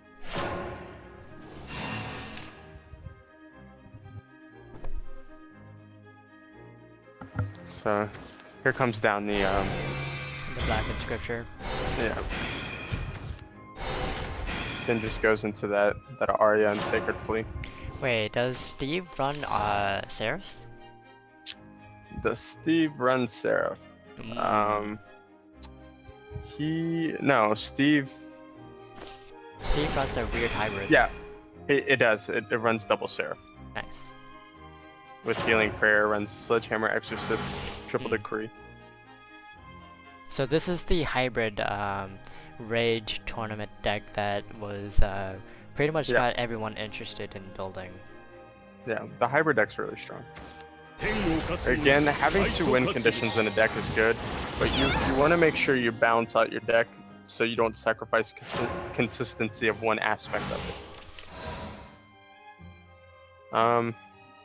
I mean, what's the play here? When you just Hollow Dogma? Oh, No, I like this play because look at his hand. Yeah. It's an easy, you know, Rabbit Healer, Monastic Holy Water. Yep. Run the Falcon in, Yep. save your Evo. I mean, you could technically Evo and go face for damage as well. For 6. But then again, his opponent could also have Hollow Dogma to reduce that Beast Aria. That would be a bad situation. I would have done what you said and just go trade. Yeah, I would have traded, save my Evo. Because he's got a lot of plays next turn as well. Now it looks like he wants to push some damage, which still isn't a bad play. That leaves that as a 4-4, or an 8-4. You're ahead. He just evolved. Yeah, it did look like he went that other play. Which is technically not bad. Pushing damage against another Stormhaven is... I actually like this play probably better. Simply because he's able to get some damage in, and he's got a pretty scary board. You know, he's got 2 4-3s and an 8-4 sitting on the board.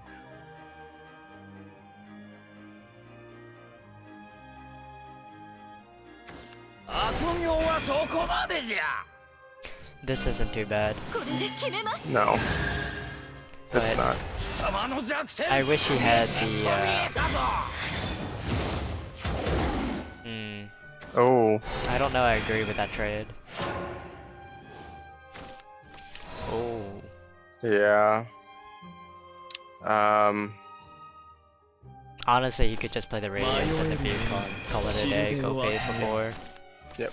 5. And he gets a Sledgehammer. Nice. He doesn't get to push 5 because of the heal from the Radiant Sagel. Oh, I know why they're calling up with the Counter-Strike thing. Steam. Notifications. Busted. Whoops. Would be really awkward right now if someone played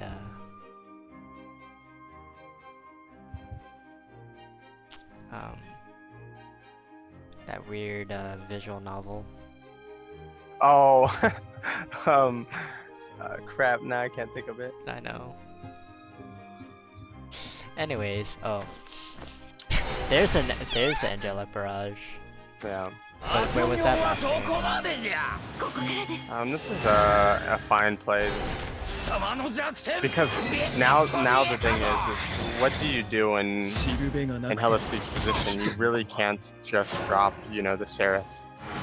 He's got 10 damage sitting on the board. And he doesn't have enough cooldown reductions. Yeah. He doesn't have enough amulet countdown to get it to work by 1 turn. So this is also a fine play. 終わりにしましょう。貴様の弱点ビシッと見えたぞ。 And you can just play the Hollow Dogma here, to be honest, and the Blackened Scripture. Get the board. I would probably Hollow Dogma save the first. Dogma. Really? Yeah. Because let's say you Hollow Dogma and he doesn't know if you know, In the Dark is running Decree. Yeah. So you Hollow Dogma and then he decrees you next turn. You're in a rough spot, especially when you have a Seraph in your hand and you just need to stall out damage. Your opponent's out of evolves. So, you know, you have a pretty open turn. But it's unlikely that he can do anything with unstatured Seraph anyways if he plays it. Yeah, but if he draws, you know, something like Sister Initiate, has the Hollow Dogma in hand. Yeah. I guess that's fine. He has 3 cards left. And now the Elmu Mirage is there. Yeah. Honestly, he's going to have to Hollow Dogma and then use the Blackened Scripture. Nah, I would just drop the Seraph. Okay. I mean, if you Scripture and Hollow Dogma, I mean next turn he can run the, you know, the Eagle into the Moon and Scripture it then. Hollow Dogma for draw.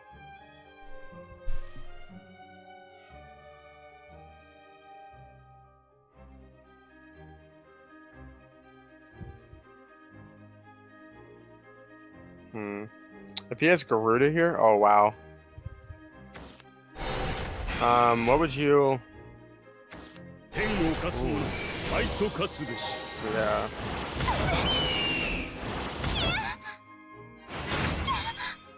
Yeah,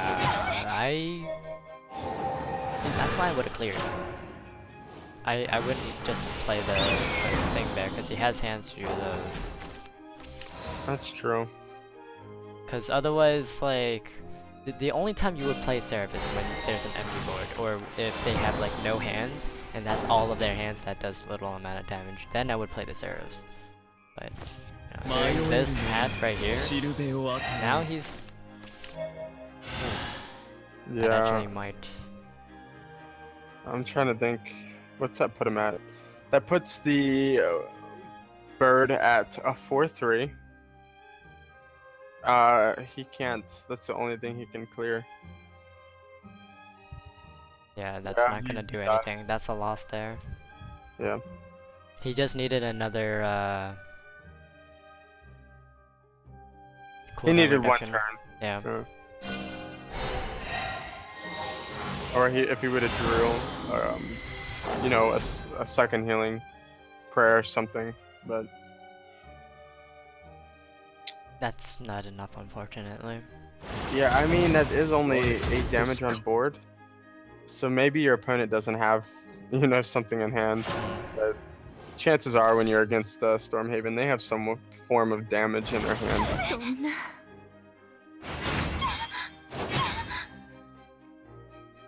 And now we need to know, does he have the answer? Yes. Yes, he does. He could add another answer and just played it as like, oh, look what I top decked. That's what I do, trigger opponents sometimes, man. Yeah, I know, right? That's the best way. Now we get to see Haven versus Swords. Yep. And In the Dark Sword is the mid-range variant, running an Assault Commander with Courageous Knights. So, slightly different. Doesn't run the banner.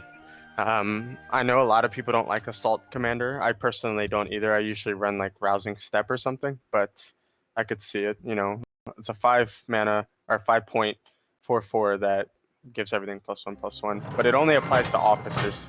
So, 光があなたを導くでしょう。 I don't know who wins this matchup. I think if the mid-range sword has a really good start, the mid-range sword should win. But this is, you know, a heal haven. It's really hard to kill them. Like, how many situations have you been in where you get a heal haven down to like 7 or 8 health and you're like, yes, I can do it, and then they heal up to like 15 in one turn? My situation was 1 HP, and in 3 turns it was back to 20. Yeah, it feels so bad. You're just like, really, man? Really? Yeah, I get triggered by heal haven. I would too, to be honest.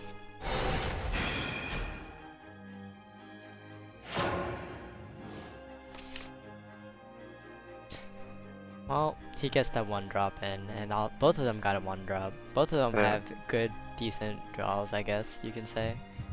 He can definitely save the 2 Hollow Dogma and a Healing Prayer for the Statue Seraph.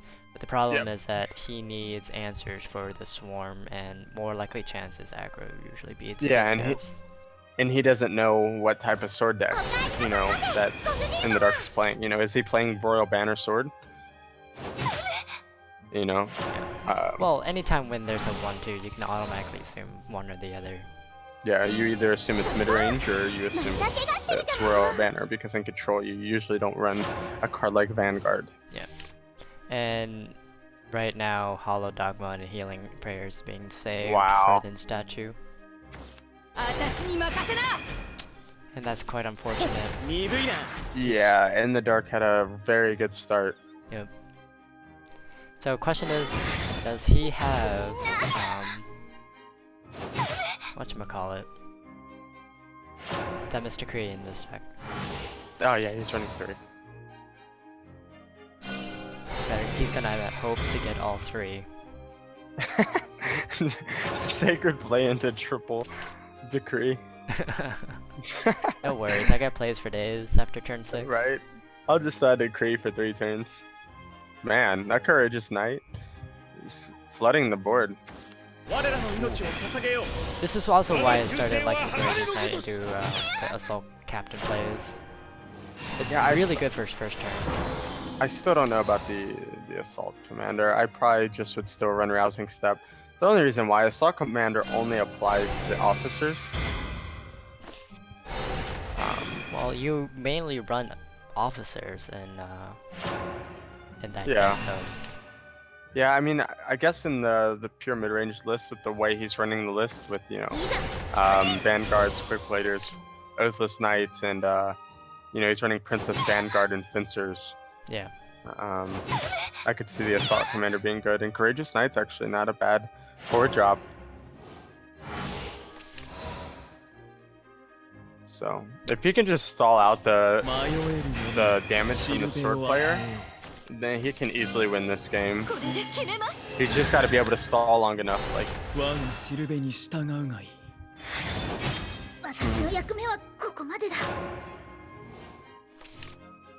seems like no, Swords is just still ahead. He could just go face here. No, I would. It depends on what he drops, but I would definitely clear that 4/3 body. Well, that's what I mean. Like, just drop, evolve, clear. Yeah. Evolve, and just go face. That's a lot of damage.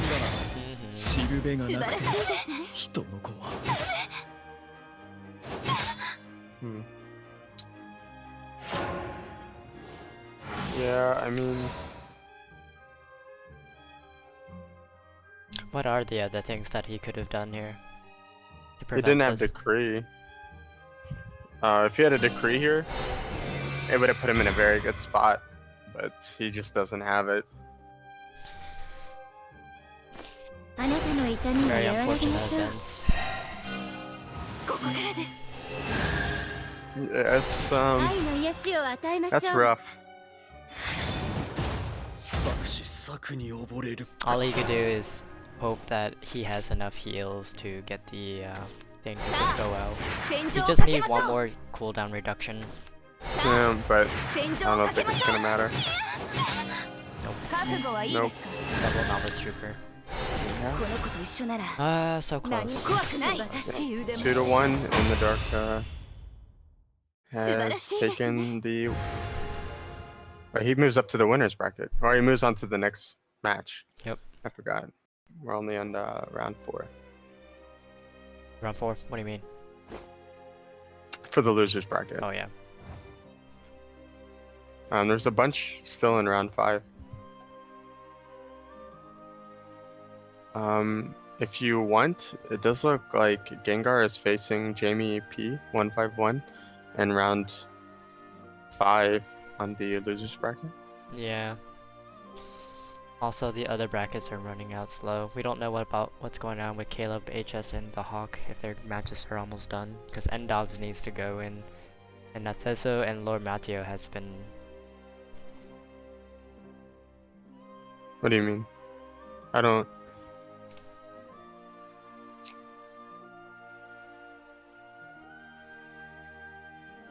Yeah, just... Oh yeah, there's a Lord Mateo Yeah. and Caleb. And what's going on with Caleb's in the Hawks game? Their matches just started. Wow. Yeah. So that's sort of behind. Yeah, that's why we couldn't do anything with the semifinals over there, because losers is behind. We didn't have enough people to maintain losers bracket. It was just an overall huge bracket, you know. Yeah, it's a pretty big bracket.